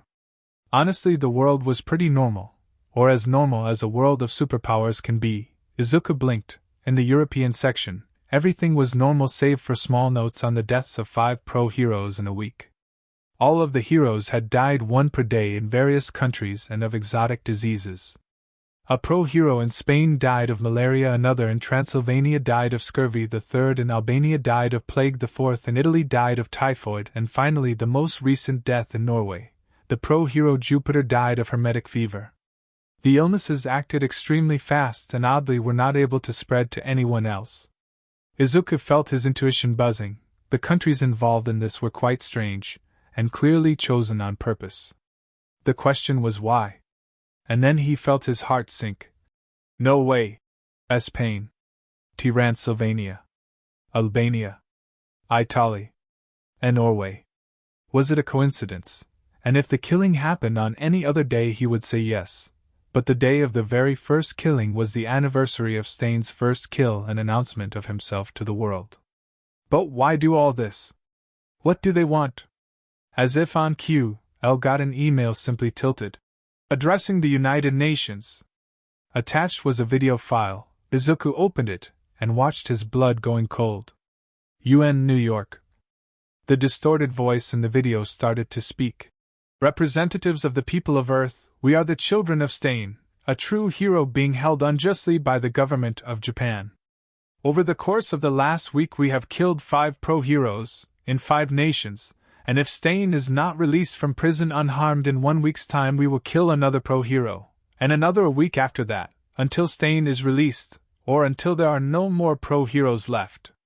Whichever comes first. These are our demands. The video ended, and the UN chamber was then bathed in the white light of the logo of the hero L, who spoke, his voice similarly distorted. At 13:30 hours, Central Standard Time, the General Security of the UN, Japan's ambassador to the United States, as well as several media outlets all were sent this message. L said.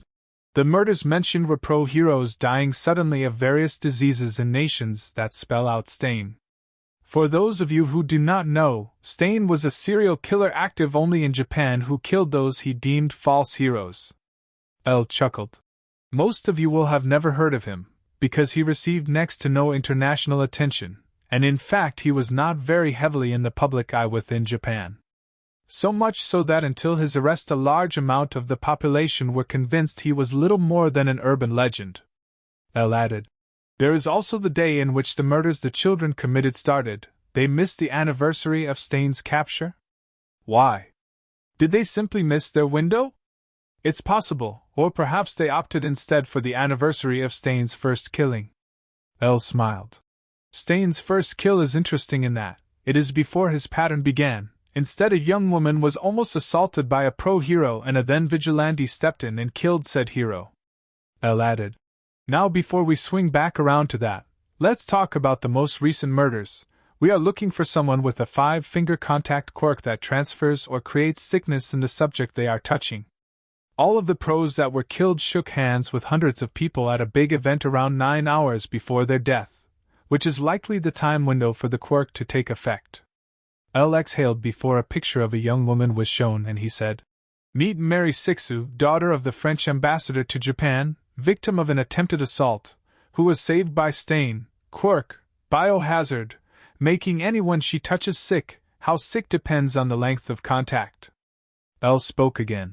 This is a key member of our terrorists if not the leader, and we need to find her before she hurts anyone else. I will be in touch with the International Pro-Hero Committee, as well as each respective government in an effort to find her, but seeing as this investigation is now officially being overseen by the United Nations, I will be reporting on our progress. L finished bluntly. The world is too small a place to hide from justice. L out. L logged out as the UN chamber sat in stunned silence. 5 days later. Eraserhead sighed. And you think they are coming after me? L said. Worse. Eraserhead exhaled. The students? L exhaled.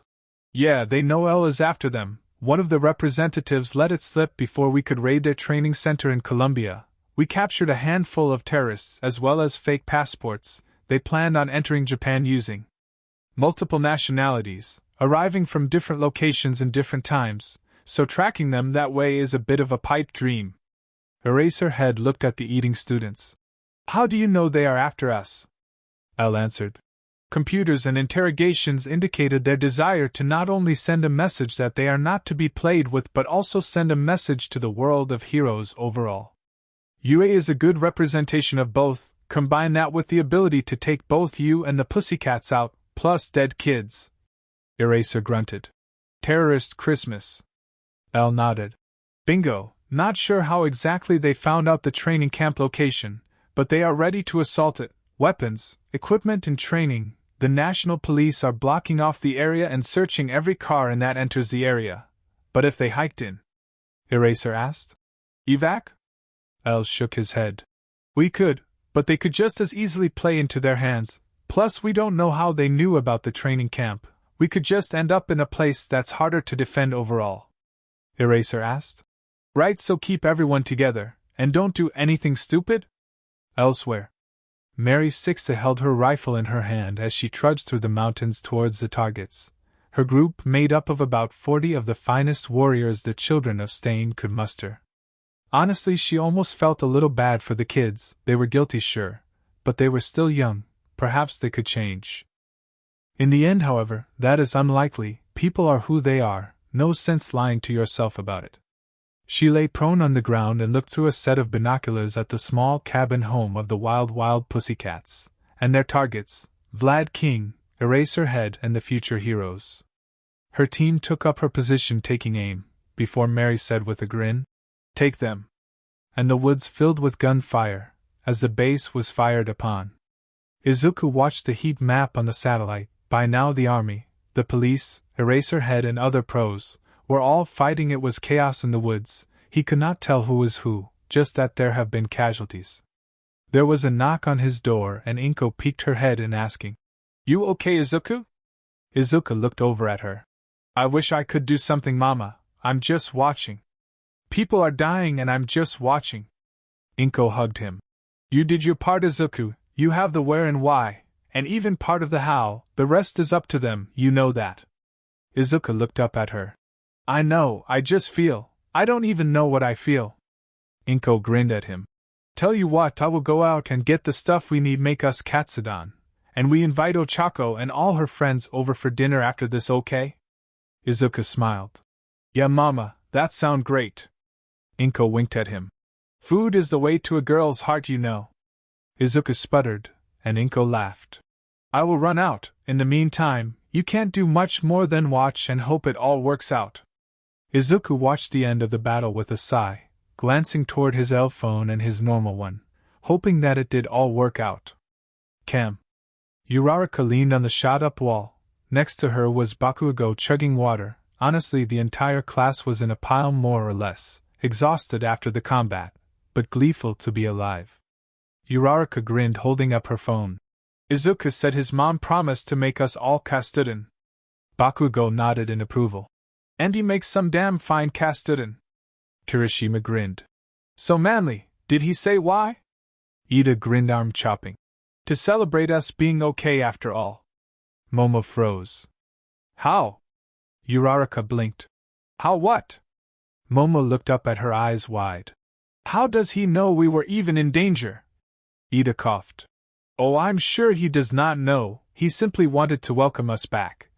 Momo sat up. 2 weeks early, no he knows. Mina questioned. What are you thinking, Momo? Momo said simply. Midoryia L. Ida sputtered. What an incredibly bold assumption. Momo listed. Genius, quirkless, shut in. L said he met me 4 times before the time I spoke to him during my internship, and I had met Izuku 2 times before that day. Bakugo muttered. The damn nerd is L. I wish I could argue, but... Ūraraka said with a growl. If anyone rats him out, I will kill you. Tsu asked. Why would we rat him out? Ūraraka glared. Being L is all he has. I cannot stress this enough. He told me once that he lost the game of life before he even got to play, and he is right. ᴅᴑ droned. The world is rarely kind to the quirkless. Toru looked around, her clothes bobbing on the spot. So what do we do? Bakugo answered for them. We tell the damn nerd! And force him to realize he is loved and cared about and that we don't care about his quirk. Class 1A agreed, a new pact forming. HPSC. What Ari sighed. The children of Stain were frankly annoying, then again they were designed to be, but still attacking UA was the last thing he had wanted. Word on the street is security was already tightening and soon a dorm system will be in place. Still they had kept L distracted, if only for a small while, not something easy to do, when L is actively hunting you, so they were worth the investment for that alone. Watari mused out loud. They are all dead now, they went down screaming and shooting at the army. What a waste! Watari shook his head, standing from his desk. Watari smiled. The daughter of the French ambassador dead on Japanese soil, my oh my. He'd scared. Watari exhaled. Well, he had enough fun. It was almost time to return to his day job. Being a janitor at a middle school is not exciting work, but it does wonders for maintaining a low profile. Watari shrugged. He just had to keep up until Plateau can take over the criminal underworld, and then with control of both the worlds of heroes and villains. Well, then we can truly have an ideal world. Watari opened, glanced at, then closed the file, muttering. After all, who can make an omelette without a few eggs being broken? Elsewhere. ᴡᴇ'ʟ Midoryia walked down the street. The night air was nice. Her son was fulfilling his dreams and helping people, and her work as a nurse put a smile on her face every day. ᴡᴇ'ʟ hoped that all of the heroes and Izuku's friends would be okay. Izuku had made sure they had overwhelming force, but she knew he was worried. ᴡᴇ'ʟ shook her head and rounded the corner toward the entrance of the store she wanted into. Then a man yelled in pain and she froze in her tracks. A man had fallen over a spike in his chest. Blood oozed onto the ground. ᴡᴇ'ʟ ran forward, her legs moving on their own. She had to help him stop the bleeding. She was no hero. But it did not matter.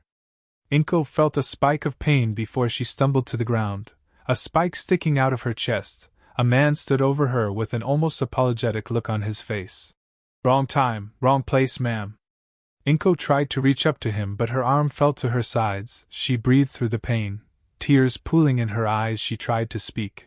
Aizu! Before her head sagged back against the wet pavement. Izuku Midoryia adjusted his tie and exhaled. His black suit was ruffled, after a day of standing and sitting. The train yard was quiet, but now that it was over he could take a breath and focus. Kaken said. Hey nerd! Izuku snorted, shifting over. Hey Kaken, how did you find me? Bakugo looked at him. I know you, You wanted to lay low for a while, get your head on straight, go back to a place where the world made sense. Izuku sighed. Did the world ever make sense, Kaken? Bakugo sat down next to Izuku, his own black suit contrasting the overgrown ground, 2 drinks in his hand, placing one gently next to Izuku. I don't know, Zuku, you were always the smart one. Izuku snorted before looking at the train yard. What a load of shit. Taking the drink and popping the lid. He took a sip, nodding. Cream soda, huh? Bakugo laughed. They almost let me get you some booze, something about if anyone had earned getting drunk it was you. Izuku took another sip. Let me guess, Eraser was not a fan of a drunk suicidal genius. Bakugo sipped his own drink. Got it in one. Izuku shook his head. I dug into them, you know. I was so sure that it was some kind of conspiracy, some big play. L's chickens, finally coming home to roost. Bakugo took a sip, saying. But it wasn't, was it? Izuku answered. Nope. Popping the pea. They were roommates, a couple of dumbass college kids arguing over a girl, and they got mad, and she, just, wrong time, wrong place, no bigger motive, no grander plan. No nothing. I dug into their lives, finances, all of it. Their family, their friends, their fucking goldfish, nothing. They are exactly what they purport to be. Bakugo sighed. Just a bunch of shitty extras. Izuku nodded. Yeah, that's one way to put it. Bakugo took another sip. So what are you going to do now? Izuku took a sip of his soda before looking at the overgrown train yard. You know, it was beautiful here once, a long time ago. Izuku leaned back. They called it the Station of Love. It's the closest stop to Dagobah Beach, and was a hot spot for families, couples. People enjoying life. Now it's a pile of scrap metal and rubble forgotten by the world, and Dagobah Beach is little more than a landfill. Izuku finished off his pop and shrugged. The things that used to matter are gone now, Kaken, if they were even here at all. To answer your question, I don't know. Maybe I will bypass Eraser, get drunk, get another degree, or maybe just lie on a couch for a while. Or maybe I will finally go quietly. Bakugo asked. Are you really willing to do that to Achicho? Izuku slid his watch off his right wrist, shaking his head. She will get over it. At worst she might form a nice charity or something, get those tax write-offs. Come on, Kaken, you know and I both know the road is over. I won't last 6 months in an orphanage. If I'm going out, I'm doing of my own accord. Izuku stood up, saying, Enjoy the rest of your life, Kaken. Izuku thumped him on the shoulder, before taking off running, climbing onto a train car and jumping a fence before Bakugo could react. Izuku spent the next few hours, just wandering the city, like a lost soul of ancient legend, until hungry, he entered and plunked down inside a ramen shop. Izuku ordered before flopping his head on the table, until the sound of someone sitting across from him was heard. He looked up and groaned. Hey, Aizawa. Aizawa nodded. Midoriya. Izuku snorted. What not problem, child? Aizawa looked him dead in the eye. Not today. Izuku exhaled. Yeah, I suppose so. So long have you been following me? Aizawa asked. What makes you think I'm following you? Izuku looked at him like he was an idiot. You went with Kaken as your first choice, childhood friend, was close to the victim, hoping to relate. Achicho was also a valid choice, but you figured Bakugo was better overall. That failed, of course. But you knew that. You were watching, most likely not just you. The food came and Izuku smiled and said, Thank you. Izuku grabbed his chopsticks. I should have seen it earlier. I am off my game, I guess. Aizawa, having just ordered, waited for his own food with a chuckle. That will teach us to underestimate you. What else you got figured out? Izuku tilted his head. The only reason why this place is not swarming with pros in Class 1A is because you don't want to overwhelm me. At least one teacher, Vlad King, if I were to venture a guess, suggested detaining me for my own safety. A notion that was swiftly denied under the rather spurious logic that I am a victim, not some animal. Izuku looked at Aizawa.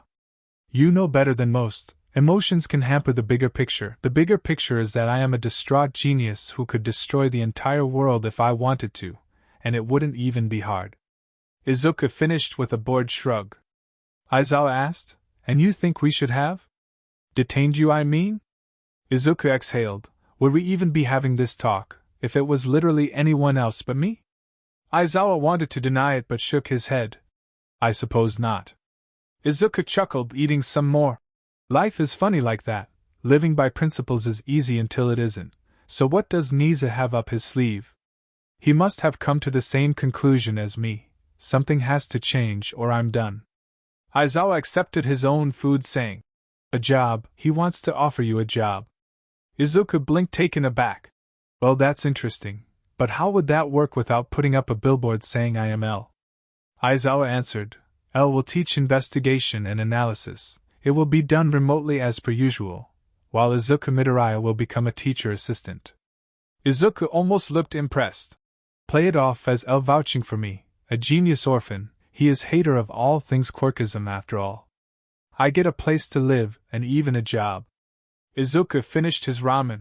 Seems pretty well thought out, but like always there is a catch. Let me guess, I have to talk to Hound Dog. Aizawa sighed. You can't carry this weight alone. Izuku laughed. Why not? I carry everything else alone. Izuku cracked his neck. The education degree should be easy, about a week's time, should get in time for school starting soon. And no, I won't talk to Hound Dog unless I opt to. Aizawa wanted to say more, but Izuku simply left with a wave saying, See you on campus. Yue. Izuku entered his new room and Yue, it was nice enough, a bed, a desk, the kind of computer setup that he could tell Niza had way too much fun working on. Complete with all his usual gear he needs to be L. Izuku flopped onto the bed with a groan. It was different than his mattress at home, softer. Izuku exhaled. He has been trying so hard to not think about his mother, but the tears already started to fall before he said, I'm sorry, Mama. Izuku wiped his eyes. Now was not the time for crying like the gene-less tuto he is. He had work to do. The HPSC in Mesa and still fighting their damned Cold War after all. And he needs to figure out how to stop them. Izuku got up and sitting in front of his computer and he booted it up before groaning, he was so far from the kitchen, there is not anything to be done about it. Kitchen. Izuku came down the stairs to see all of 1A standing there glaring at each other. Izuku blinked. Do I want to know? Kirishima perked up. Midoryia bro, glad you're here. Maybe you can help us solve this mystery. Find out who the unmanly thief is. Izuku walked into the kitchen putting the kettle on. What? Okay, fine, I will bite. What exactly was stolen? Denki declared, the last Go-Gurt. Izuku asked. What flavor? Denki answered, mango. Izuku nodded. I see, makes sense. Before turning back to the kettle, Achicho accused. You know who did it, don't you? Izuku looked up at her innocently. What makes you think that? Bakugo glared. Oh God, he does know. Was it you, nerd? Izuku laughed. No, it was not me, seeing as I have only been here for an hour. But honestly, it's obvious who did take it. Mineta yelled. So who? Who took the last Go-Gurt? Izuku paused before shrugging. What removes something but in doing so leaves something else? The kettle started to boil and Izuku poured himself a jug of tea to carry back to his room. And then with a wink said, See you in class tomorrow? Class 1A glared at each other before Zero asked. So? Anyone know what exactly he meant by that? Class 1A next day. Izuku took a deep breath looking at the assembled class. Since they know he was L, Niza suggested, i.e. forced him to teach the class in person. Izuku could curse that stupid rat, but he was aware that part of the reason he was here was to improve his social skills. They told him as much when he signed all the contracts. They are not pushing the Hound Dog issue yet. But it's only a matter of time. Izuku another breath saying with a shaky voice. Hello class, I am L, your new investigation and analysis teacher. It's a pleasure to be here. Momo raised her hand and Izuku called on her. Yes? Momo asked. Sir, what should we call you? Izuku smiled. Good question. When I am acting as your teacher you call me L, or Mr. Ryuzaki, the same thing I am telling every other student here on campus who I am teaching. Achicho hid her smile. Izuku was doing good so far. He was falling into a groove, the same kind she had seen a few times when he was looking at a case. Thankfully he was not yet talking a mile a minute. With all the questions answered, Izuku said, Full disclosure, class, I am not very good with people, but I will try my best to teach all of you, pass on some of what I have learned over the last year or so as a pro hero. Izuku handed out photos saying, "This a test of your deductive reasoning, I trust all of you will pass." On the photo was a dead body and wall of English text written in blood. Izuku grinned lightly as Momo's eyes snapped to him. He made a careful shushing motion, before saying, "You have 5 minutes to look it over before writing down everything you have deduced and passing it forward." Later, Aizawa sat on the rooftop as L spoke. "So yeah, first day of school went pretty alright, I think?" Aizawa pointed out. "The fact L is teaching has a lot of students pumped. They're almost as excited as when they found out about All Might being here." Izuku said. "Yeah, what is the deal with that? And his 3-hour time limit?" Aizawa asked. "No clue, he is not sharing." Izuku shrugged. "Well, at least he is doing this for less selfish reasons than me." Aizawa asked carefully. "Do you consider your reasons to be selfish?" L typed. "You don't?" Aizawa dodged. "Should I?" Izuku paused. "I'm in the teaching game, to hang around in a world that does not even want me. I'm like a fly in a bedroom. Just won't piss off no matter how much anyone wants me to." Aizawa asked quietly. "You sure you don't want to talk to Hound Dog?" Izuku typed. "I'm good, did you enjoy the go-gurt?" Aizawa opted to not answer, saying, "You sure this is the place?" Izuku snorted. "Diamond smugglers are not known for putting up a billboard, but that's what the clues tell me." Aizawa saw a truck approaching and said, "And that must be them." Izuku agreed. "Sure looks that way, and Eraser, thanks for trying to look out for me." Aizawa hid a small smile in his scarf, saying, "You're welcome, kid." Izuku grinned. "Now get down there and find out which of our Cold War factions are trying to fund themselves using stolen diamonds like fucking James Bond villains." Aizawa jumped down, saying, "Got it, and Izuku, she was really proud of you. I hope you knew that." Izuku said quietly, "Yeah, I wish I knew why, but she was." Izuku ended the call as Aizawa charged the diamond smugglers. The laptop with L on it finished. "That's all for today. As always, if you have any questions or the like, feel free to email me, or talk to me after class. I will stay online for the next 10 minutes, barring anything unforeseen." The second-year class packed up. One girl stayed at her desk. Playing with her uniform awkwardly, the class cleared out as she worked up the nerve. Eventually she walked up to the laptop saying, "Mr. Ryazaki?" L answered, "Yes, Ms. Kitagawa." Kitagawa opened her mouth before losing her nerve, saying, "I'm really glad you are able to teach us," before bolting out of the room. Izuku watched her go through the webcam, blinking, "Thank you," before ending the call. Kitagawa groaned. L was just one of her teachers. It does not matter that he is one of top 3 heroes on Earth, very possibly the smartest on Earth, and she needs his help. "Okay, fine, he is just too damn intimidating." Kitagawa muttered. "Sorry, cousin, I just can't do it." Then her eyes lit up with a great idea: talk to someone else and have them ask for L's help. Kitagawa moved toward the teacher's lounge where midnight should be. "Dorms." Izuku pointed at the whiteboard. "Do you see now, Mina?" The board was covered in math equations. Izuku waved a marker in his hand, an eager expression on his face. Mina said carefully, "So you think with this, you could travel to other planets?" Izuku sipped his energy drink.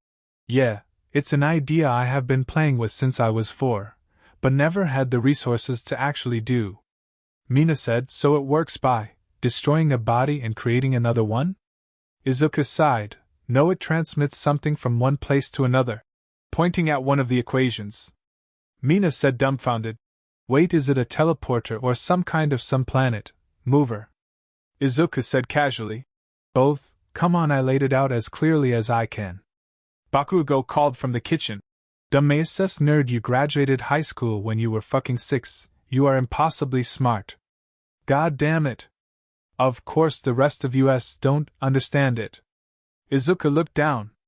Eraser understood the math when I showed him. Midnight entered with a seductive strut. "Yeah, he was lying about that, dear. He was in the lounge a few minutes ago chugging energy drinks. He tried to show the math you gave him to power loader and ectoplasm. When I left, they had not even figured out the first equation yet. Izuku sighed. Well, that's a buzzkill. Mina said casually. Yeah, you lost me about 5 seconds in, but you looked really passionate. Izuku exhaled, asking, maybe I should focus on rocket science to go to space? Silence met him before Midnight said, Izuku, we need to talk. Izuku led her into his room and she teased, wow, inviting a girl up, huh? Just imagine what 괘ᴏ would say. Izuku blushed, please just get to the point. Midnight pouted, what do you know about CI Academy? Izuku blinked, the all-girls hero school, right? Midnight nodded, that's the one. Izuku sat down. Well, I doubt you're just testing me on my knowledge of hero schools, so what is going on? Midnight handed over some photos saying, over the last 6 weeks students have disappeared from their beds and have turned up within 9 hours and 37 minutes, disoriented and stumbling through the woods surrounding the campus but otherwise unharmed. Izuku looked at the photos saying, no evidence of a break-in or a breakout. In spite of the school's lockdown protocols, it's not like the girls are just sleepwalking. Izuku flipped the photo to show a topographical map of the campus as Midnight added. The campus is surrounded by 50 miles of rough countryside. The perimeter is highly secure and monitored with everything from cameras to seismic monitors that will detect even a footprint. Izuku nodded. It's off they opted to back-channel this instead of contacting me directly, but I assume they are maintaining discretion. I will set up to contact them and start the investigation. Midnight said, sorry cutie, but here's the rub. The school is very strict. No outside electronic access, not even for you. They are offering to double your usual fee, but you will have to come in person. Izuku groaned, fuck me, do they want me to put up a billboard showing my secret ID? Midnight shook her head. They promise full discretion, plus Power Loader has created a hero uniform for you, for just such a situation. Izuku blinked. Well, that's nice and in no way suspect. It's not like I need the money. Midnight said simply. So you will just leave a mystery unsolved? Izuku moaned. I can barely talk to girls now, never mind a school full of them, although so many future top-tier rescue heroes is pretty cool. He finished with a mumble. Midnight grinned. There you go. See, it's not all bad. Izuku produced a suitcase that she seemed to have been hiding behind her back and threw it onto the bed. It was metal and locked with a fingerprint scanner. She grinned. There you go. You excited for L public appearance? Izuku walked over to the suitcase. Not really? Midnight undeterred asked. What about our sick road trip? Me, you, the open road, love in the air. She finished with a wink. Izuku groans. What did I ever do to deserve this? Midnight laughed. Something really good, I imagine. Now get packed. We will be leaving tomorrow first thing. Izuku rubbed his eyes with a groan, before pressing his thumbs to the fingerprint scanner. The case popped open. Inside was a bespoke suit, and white mask the same color as the background of his symbol, with Gothic letter L in the middle. And a note from Power Loader, telling him that no one but him was involved in the construction of the suit, and that it is able to protect him from just about anything he cares to name. The mask acts as both a gas mask and uses the same voice changer he does when talking online.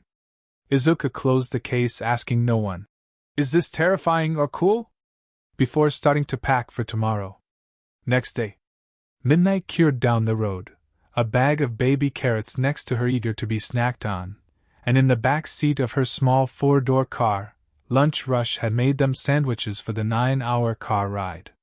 Next to her in the passenger seat, Izuku looked over the depressingly thin folder that contains all the evidence the staff and students of CI had gathered. Midnight asked through bites of her carrot. Yen for your thoughts, Ryuzaki? Izuku said. You know you don't have to call me that yet? Midnight finished her carrot with a flourish before shrugging. Figure get into the mindset now, no mistakes, right? Izuku smiled. Yeah, I guess so. Midnight drove in silence for a minute before saying, so you gonna tell me what you're thinking? Izuku snapped his fingers. Right. Izuku flipped through some pages saying, this is really interesting stuff. From what I can tell, the perimeter has not breached at any point. Maybe some kind of inside job. What also stands out is the time frame the girls are missing for. Izuku shifted in his seat. The victims went missing for 9 hours and either 32 or 37 minutes. The small difference seems to depend on when exactly they go missing. Midnight asked. 5 minutes? What can someone do in 5 minutes? Izuku grinned. Eat lunch. Midnight deadpanned. You're shitting me? Izuku shook his head. Nope. He finished popping to pee. The group that was missing for 5 minutes longer were found by the censors, just after noon, lunchtime. Midnight asked. What exactly are we walking into? Izuku grinned. No idea, but someone who takes a lunch break in the middle of a crime is someone I want to meet if only for the novelty of it. Midnight exhaled. You know what, yummy too. That night, Psycho and Tili had a fondness for chess. She had yet to meet anyone who could give her a real challenge, part of the cost of having a quirk that enhances her intelligence. But that might finally change, as the man in the suit entered, a white mask on his face with a simple letter L on it. Elle paused, surprised to see her, and not anyone else in the room. She wanted to roll her eyes behind her monocle, but is aware that it would be logical to assume he would be met by a teacher or perhaps the principal, not a student. She smiled. Hello, Elle, it is a pleasure to meet you. Elle answered, his voice disguised as always. And you, Miss Intelli, I had expected to meet you eventually, but certainly not this soon. She grinned. So you know of me? Elle approached. The case notes, while thin, made some interesting conclusions. Only makes sense it was put together by someone with a talent for seeing what others cannot, and in those terms, you're the most qualified in this school. May I sit? She gestured. Of course. Elle sat down, looking at the board with a snort. She poured tea, asking, You don't play? Elle answered, I'm already enough of a cliché. She almost choked on her tea, recovering, saying, It will be a pleasure to work with you, Elle, or do you prefer Ryazaki? Elle answered smoothly, Neither is my name, so it makes little difference. Now tell me, why are you posturing? She blinked. What? Elle picked up a chess piece to play with. Is it not simple to see? For some reason you feel it is needed to play games, to try to establish yourself as an equal to myself. You feel threatened, why? It is clear to me that the school trusts you to lead this investigation. Do you feel threatened that they brought me in? No, that's not it. After all, it is you who back-channeled the request for me to look into this. Your cousin is, after all, one of my students. Elle smiled. You went through a lot of trouble to speak to me, face to face. If I didn't know better, I would have guessed you set all this up just to meet me. But no, this is just a happy coincidence. Intelli broke her cool. Alright, you got me. I wanted to see the so-called smartest man on earth for myself. I wanted to try to intern with you, but then this came up, and well, opportunity knocks after all. Elle nodded. And you're worried I will come here and have all the answers, all the trust you built simply gone in a flash of light? Intelli bit her lip. Yes. Okay, yeah. I was worried everyone will realize I'm not as smart as they think I am, that I'm a joke. I drink tea and close my eyes and start seeing patterns. And you solved the fucking world crisis live on national TV. Elle tilted his head, reaching into his suit, pulling out a small folder. This campus was built on an old military base, did you know that? It was sold to a group of pros looking to build an all-girls school about 60 years ago by a holding company, one that happens to be linked to known crimes. Intelli said. What? Elle handed her the folder. That's where the teachers and Midnight are now, raiding an underground complex beneath our feet as we speak. A bunch of hidden doors, real James Bond stuff. Elle looked at her. I don't know the why, not yet anyway, but someone has been inside that underground facility and taking students. Intelli looked down. So you solved it again, just like that. Elle shifted. You seem to be under a rather odd assumption that for some reason this is some kind of competition. You're either a brilliant detective or you're not. Intelli glared. I lost. Elle pointed out. So you think this is a game? In that case, I cheated. Sorry. I knew details of a classified investigation you could not. Intelli stood up, slamming her hands on the table. I won't lose again. Elle chuckled, standing. Life is not a zero-sum game, Miss Intelli, but you are welcome to compete to your heart's content. I prefer a life in the background anyway. Have a pleasant evening. And with that, Elle walked out of the room. Izuku muttered. Man, future heroes are so weird. Motel room. Midnight sighed. You know, this turned out to be a huge anticlimax. Izuku rolled his eyes. Sorry that there was a clear paper trail that no one else knew about. Midnight pouted. Man, I was hoping for more awkward Izuku girl interactions. Izuku rubbed his forehead. Do you hate me? Midnight paused. You love it, don't lie. Izuku shook his head. I'm going to call my mom. Izuku froze the work hanging in the air before he said quietly. I will let Ochako. I will be back sometime tomorrow. Midnight deflated. Yeah. Elsewhere. Daruma got out of the police van, with a nod. Thank you for the assist, Watari. Watari teased.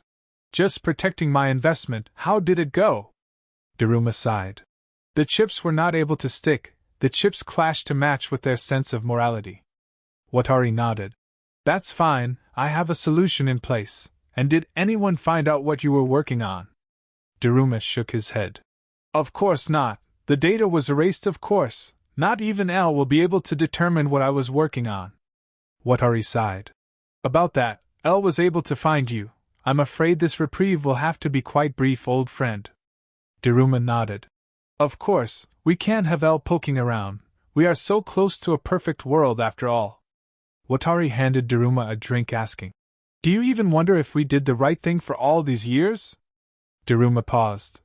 All for one never did. Watari pointed out. He was a nut job. He called himself the symbol of evil. Daruma laughed. Granted. Watari sighed. I have to wonder about the cost, the promise we made all those years ago, if in the end it will be worth it. Daruma sipped his drink. You're asking if the good guys are winning? Watari pointed out. Well, are they? Daruma finished his drink. You know the same as me, there is no such thing. Watari chuckled. I suppose not, this is going to hurt, sorry about that. Daruma shook his head. Not my first time, you and I both know that. Watari finished his own drink. Still, my apologies, you want to know what it will be this time? Daruma laughed. Surprise me. Watari grinned. Always the daredevil, see you at the pickup. Daruma gave him a mocking salute, before sitting back on the prison van. The van drove down the road for about 20 minutes, then with a loud pop, one of the tires exploded and the van rammed through the railing, plunging towards the water below. Daruma grinned. Good choice. Seconds before the van hit the water, Eraser exhaled. Jesus! In front of him was a sea of body parts and pools of blood, splattered over 50 or so high-end cars. The bodies, from what he can tell, are young, dressed in the latest fashions. Eraser mumbled. Adrenaline junkies and street racers. An officer nodded grimly. Yeah, we had been aware of the group for a while, but now look at them. Eraser sighed. So no leads yet? The officer shook his head. Nothing, we want to call in L, but the chief is holding up on approving it, we don't know why. But it smells like it might be politics. Eraser picked up their meaning, saying quickly, Get me everything you have, and I can get L to look at it, on the down low. The officer nodded gratefully. You got it, Eraser head. Class 1A. Plus ratio, do I want to know? Shocker, Zuku. We are playing superhero brawl, sorry it's getting heated. Plus ratio, I can hear from another floor and through the music I am listening to Engine Boy, sorry Izuku. I apologize, did we disturb your work? Plus ratio, nah, it was an easy enough case. Just closed it anyway. Boomba, then get your nerdy ass down here, stop being antisocial and come hang out. Plus ratio, you sure you guys don't mind? Zero grav, Izuku, please, you are one of us now. Come hang out. Izuku exhaled, texting. On my way. Tucking his phone into his pocket, he headed downstairs. Teacher's lounge. Izuku looked over the case files, saying, Well, this is something. Aizawa looked at him carefully. Oh? Izuku nods. These murders are very brutal. Only done with some kind of cutting weapon, my guess a machete, but all of this seems familiar somehow. Izuku snapped his fingers, saying, Death fist. Aizawa grunted, What? Izuku looked at him. It was on the news about 7 years ago. A guy with a machete tried attacking parties and the like. even released a manifesto. He was treated mostly like a joke and was caught about 2 weeks later. ᴡᴇ shrugged. Don't remember that, but you say he got caught? So he is most likely in Tartarus. Izuku rolled over to a computer typing. You would think so. Before he blinked. What the hell? He was released 2 weeks ago. His entire file is a sea of black ink? ᴡᴇ looked over his shoulder. The whole thing is redacted? Izuku looked up at him. Something bad is coming our way, the fact they refused to authorize L's help, plus this. He gestured at the blacked out file. ᴡᴇ agreed with a curse. Fuck, you're right, I wish you were not, but you are. We are in the middle of something. Izuku leaned onto the back of his chair. The number of groups who can redact files like this on the Hero Network is not massive, plus get him out of prison. ᴡᴇ asked, who could? Izuku answered simply. Get him out of prison? Supreme Court, the Army, HPSC, and the Prime Minister himself. ᴡᴇ looked tired. Redact the file? Izuku shrugged. Army or HPSC. It would be wrapped in some project, but they could do it. ᴡᴇ grunted. Any idea on why they would? Izuku ran a hand through his hair. Your guess is as good as mine. Even money on some kind of experiment or black box project. There have been urban legends of a task force of criminals doing the government's bidding with bombs in their heads. But that's largely nonsense.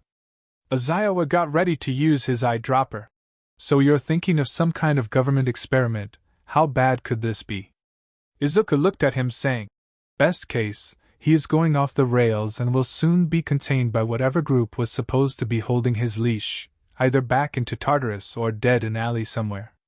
ᴡᴇ exhaled. And the worst case? Izuku looked at the picture of the mangled bodies, saying quietly, whatever program we are looking at did not fail or malfunction, but is in fact working as intended. ᴡᴇ said simply, holy hell. Elsewhere. Death Fist sat in the warehouse he called a safe house, twitching. He felt an urge or a compulsion. Perhaps the best word for it was a craving. He was craving a bank robbery. Normally he would only target those loud assholes disturbing his rest, but well, a man has to live, he supposes, and the craving is getting worse and worse. Death Fist stood up, grabbing his machete and heading toward the nearest bank. Death Fist entered the bank. He felt amazing, like he was on top of the world. Waving his blade around, he demanded, give me all your money. It didn't take long for bags to be filled with the money, and the sounds of sirens to fill the air. Death Fist snarled, damn cops. Death Fist grabbed his head and groaned. He smelled burnt toast, and his nose started to bleed. The bag of money and the blade clattered to the floor before he collapsed, just as the cops burst in. Yue. Izuku sighed. So in the middle of a very out-of-character bank robbery, he dropped dead, with a stroke? ᴡᴇ drank his coffee. Yep. Izuku asked, are we buying that? ᴡᴇ answered, not for a second, but the medical examiner is as earnest as they come. He says a stroke punched his ticket. I am inclined to believe it. Izuku paused. A biochip? ᴡᴇ asked, come again? Izuku looked at him. Remember, the water hose duo, the HPSC doc, he worked on biochips. I imagine causing strokes is not the goal of the chip. Some kind of control or influence, maybe? ᴡᴇ agreed, hence the out-of-character bank robbery. He was a test subject. Izuku exhaled. Some crazy guy dying of a stroke mid-bank robbery will not even make the news. But what exactly is the goal, the end game? Izuku's eyes went wide. If these chips do control, if they implant them in key figures in the underworld. ᴡᴇ met his eyes. They would control all of crime, and with their control over heroics. Izuku said coldly, when William Shakespeare wrote that all the world's a play, I doubt he meant it quite like this. Eddie Grant's classic hit, Electric Avenue, filled the bowling alley. Himiko did the robot as she grabbed a ball, before throwing the ball down towards the pins, and promptly missed all the pins. She pouted. Super uncute. May bragged, still can't beat my baby, the bowler 9000. Dobby looked at the score with a chuckle. Kira, do you actually think you can beat Brainiac? Himiko sighed. I mean, no. But it's fun. She picked up her bowling ball and threw another gutter ball. She groaned. Speaking of fun. Himiko said, "You ready to show the world how much of an asshole your dad is?" ᴘᴚ nodded yes. Mei asked, "Does your new support gear and uniform feel okay?" "Hate for you to be mid-dramatic speech and then get a wedge or something." ᴘᴚ grinned, "It's fine, don't worry." Himiko warned, "You do this, and that cutie L will be on your ass like ugly ᴡᴇʟᴟ mama." Mei gasped in mock shock. "Kira." ᴘᴚ sighed, "I know, this may be a one-way trip, but it will be worth it." Mei and Himiko looked at each other, before Himiko said, "Well then, this is the end." ᴘᴚ nodded. "I know I will never see either of you again, but I just want to say thank you, the training, the gear, the friendship, I appreciate it." Mei simply laughed.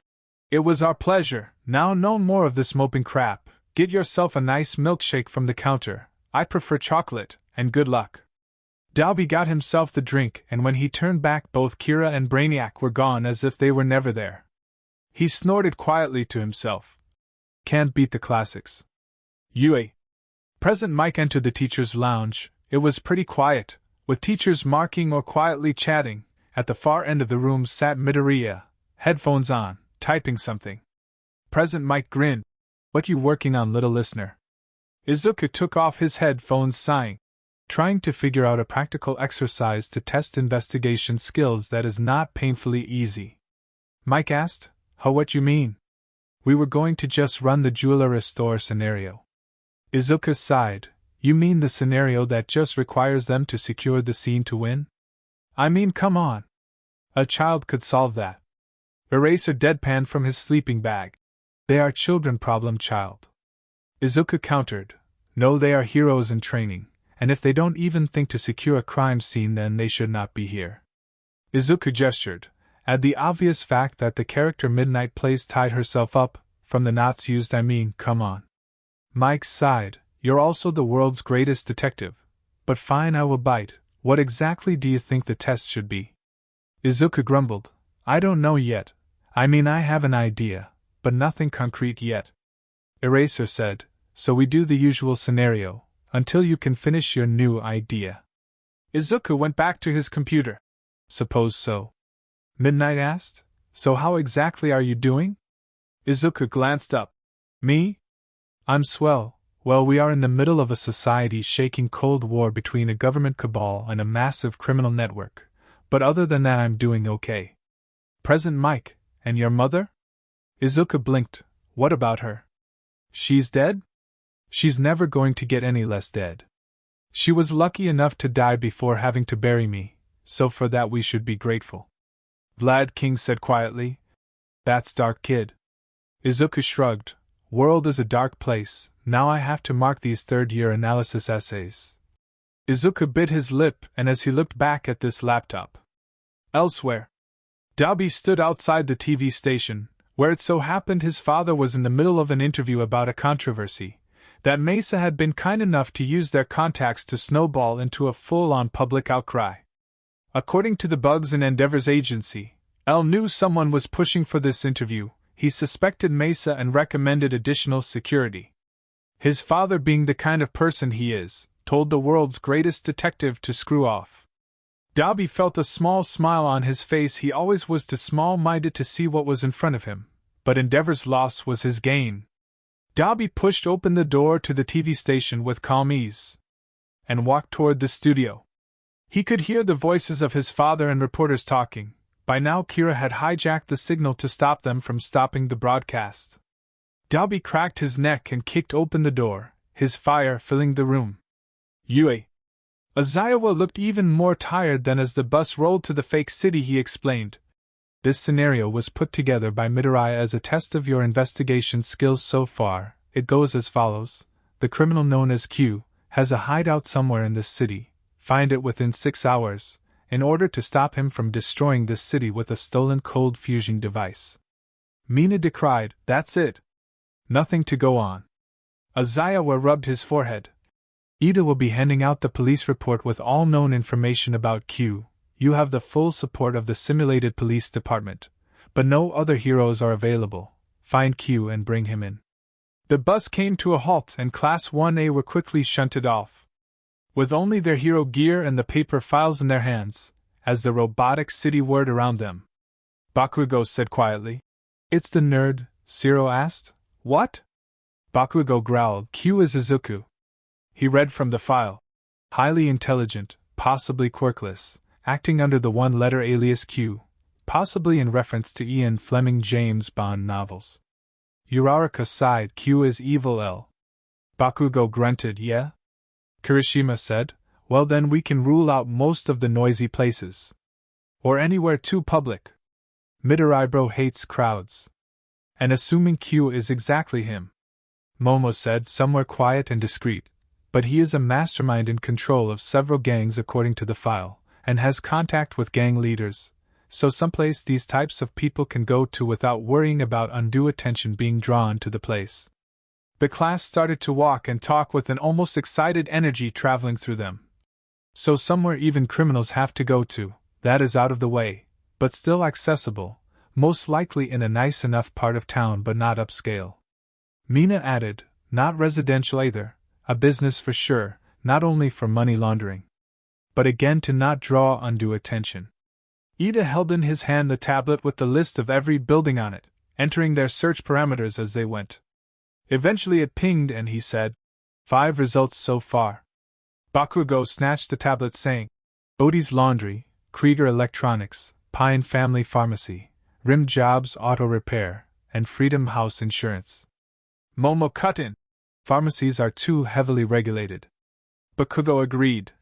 Yeah, I could see Izuku getting a chuckle out of setting up a front and laundry as a literal laundromat. Kirishima added, Auto shop is not bad but working on cars and the like limits his space to work. Uraraka said, so laundry or electronics? Momo cut in. Or the most mundane place in the world. I mean, for goodness sake, we know Izuku about as well as anyone does and we almost overlooked it. But hero access, intel and more without even thinking about it. Sue said quietly. An insurance company. They could get anything and everything they need. I doubt any agency or the HPSC would even ask twice about a request from an insurance office. Bakugo grumbled. Make the in-person meetings more rare, and you have a gang leader looking to buy home insurance. Even they need it for when some other scumbag extra knocks their house down. Ida grinned. 30 minutes, well done everyone. He chopped his arm, adding, let's go arrest Q. Midnight was impressed. Huh, not bad. Aizawa hid a small proud expression. They started decently enough, but they need to stick the landing. Izuku added, at least they did not spend 3 hours raiding the local nightclubs like every other team so far. They are using their heads, which is nice, actually reading the file instead of going off what they think criminals would do. Vlad King sighed. Still got a long lecture with 1B to look forward to. Izuku shrugged. At least Monomo tried, but yeah, lots of remedial classes. He finished with a half-hearted fist pump. Before his phone started to buzz, Izuku picked it up saying, this is L, well shit nuggets. Izuku hung up saying, Eraser, we have got to go. The Cold War just went hot, tell me how the rest of the class goes. Izuku then bolted out of the room, typing something into his phone with Eraserhead on his heels. Elsewhere, the hostages sat in stunned silence, and the cameras were still rolling. His dad was glaring at him and he was smirking. You really should have listened to L. Endeavor demanded. Who are you? Dabi groaned. Come on, Dad, isn't it obvious? Endeavor asked. Toya? Dabi sat across from him saying, Hey Pops, how's it hanging? Endeavor grunted. I would be better if you let those people go. Dabi shrugged. I would, but then you would burn the studio down, just like all those other buildings. Fire is an unpredictable force, and I am enjoying our chat. Endeavor asked. You were supposed to be dead. Dabi countered. As far as I was concerned, I was, but then someone came along and offered me a chance to have this talk. To expose everything you ever did. Naturally, by now they will have found out the broadcast can't be cut. So the world will enjoy our long talk. Endeavor asked again. So why exactly are you doing this? Dabi held up 3 fingers. I hate you, what you put me and the rest of us through. I want to tear you down and the world that allowed you to ever grow as big as you have, and finally it's fun. Dabi stood up looking over the studio. I never thought of myself as much of a showman, but well, I got a taste for it. He twirled back to his dad. Well then, let's get to it. He sat back down. Now let's talk about Quirk marriages. Car. Eraser flew down the road as Izuku muttered. I warned him. I told him this would happen. God damn it. Eraser asked. How bad? Izuku said. Hostages, unknown support gear, and a broadcast that can't be stopped. This is really bad. Mesa is going to kick one of society's pillars. Eraser asked. Worst case? Izuku answered. Citizens of Japan are about to learn that the number 2 hero is an abusive piece of human refuse that has the same level of human compassion as Jack the fucking Ripper. An egomaniac has been protecting their streets for years, and those in power knew about it and did diddly squat. Eraser floored the gas harder. Driving toward the TV station. TV station. Dobby stood smiling, the question he directed his father hanging in the air. This was it. The dam was about to break. Dobby's chest started to feel tight and he coughed, clutching over his heart, his eyes growing wide and bloodshot as he stumbled forward. What did you do? He stumbled forward, falling to the ground. The studio was silent as Dobby lay unmoving. The SWAT team burst in as the civilians started to scream, one of them calling, Sir, he's dead. It looks like a heart attack. Endeavor sat in stunned silence as paramedics started to flood into the studio. Yue. Izuku stood before the pros saying simply, the HPSC just murdered a suspect on national television. In order to maintain the order of things, Mesa is on the back foot. Unless we do something, well, suffice to say, it would be bad. We need to maintain the balance of power, throw the HPSC back into a hole. And there is one way to do that. They need to kill L. TVs throughout Japan buzzed to life as a news announcer said, We are live, with a special report from L. It cut to a man in a suit saying simply, Greetings everyone, my name is Lind L. Taylor, but you can call me L. Yesterday a hostage crisis took place at the Sakura television station in Tokyo, that ended when the villain Dobby died of a heart attack on live TV. A tragic coincidence. Taylor took a breath before saying, I am here to tell you that is false. The reality of the situation is quite simple. He was murdered by a group within the HPSC that intends to use murder and unethical experiments to maintain control of heroic community, and is trying to seize control of the criminal underworld. I am here to tell you about them, and that they are evil. Lind L. Taylor's eyes went wide as he clutched his chest and then collapsed. Men in sunglasses dragging him out of view. Silence filled the screen for a second before the L symbol filled it, his disguised voice saying, And that's all she wrote. Greetings everyone, I am L, the real one. L carried on. To those of you who may be concerned, don't be. The man who just died, Lind L. Taylor, was a terminal cancer patient from America who only had a few months to live, and his next of kin will be well taken care of.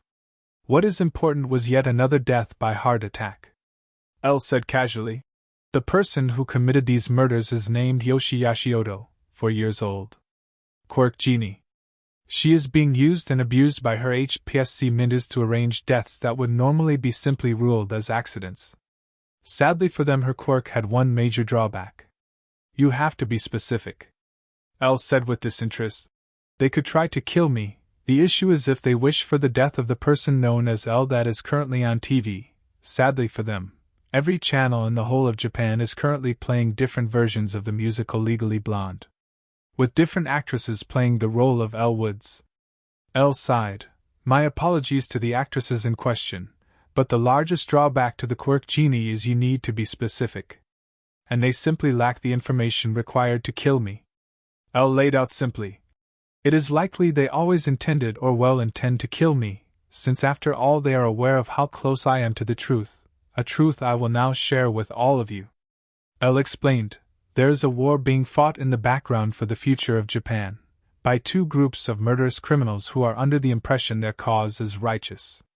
Elle sneered. The first is Mesa, who control much of the criminal underworld here in Japan, and have been using their influence in an effort to push public opinion against heroes and society at large. The goal is to create a groundswell of support, and with the goal of changing society as a whole.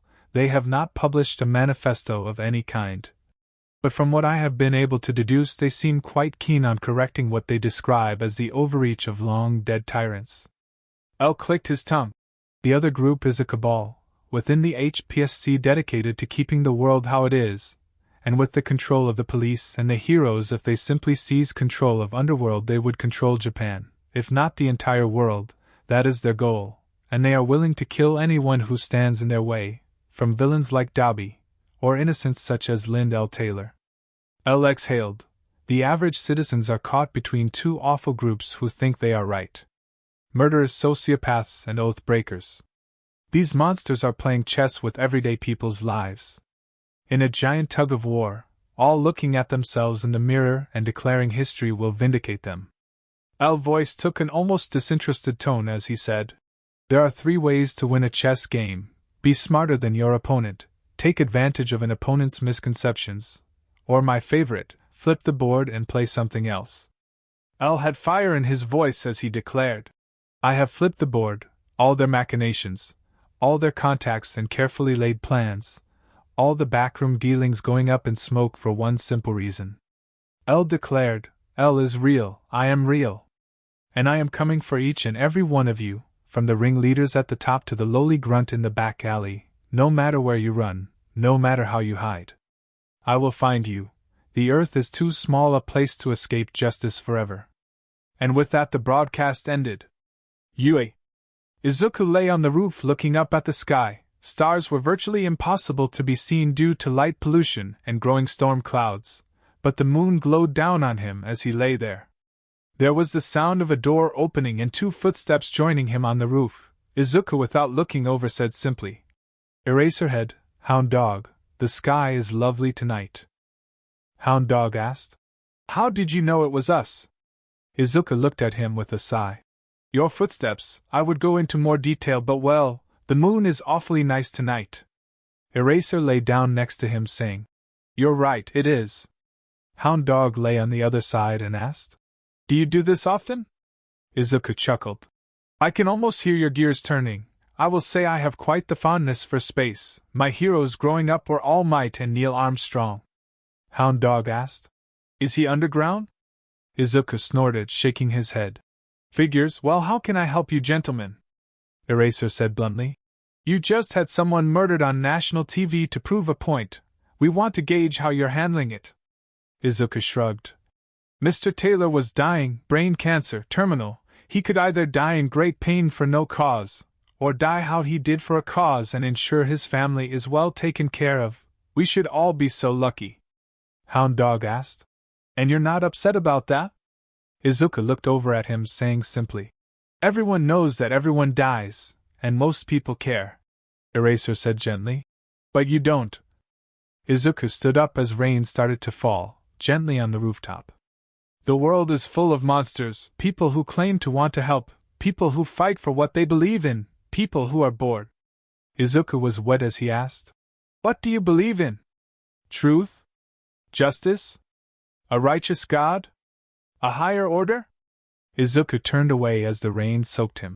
"I believe the entire world is full of shit. But I'm getting off topic. You asked me if I care." Izuku shrugged. "Nope, I don't. I don't care about much of anything. When my mom died, my first thought was how much of a pain the funeral was going to be to plan." Izuku looked up at the moon peeking through the rain clouds.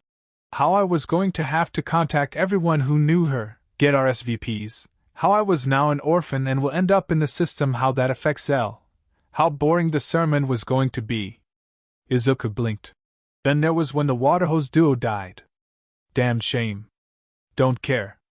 I hope Koda is having fun with the wild pussy cats. I still don't care." Izuku laughed. I know. Now, Izuku, most people have something called empathy." Izuku shrugs. "I always knew there was something wrong with me.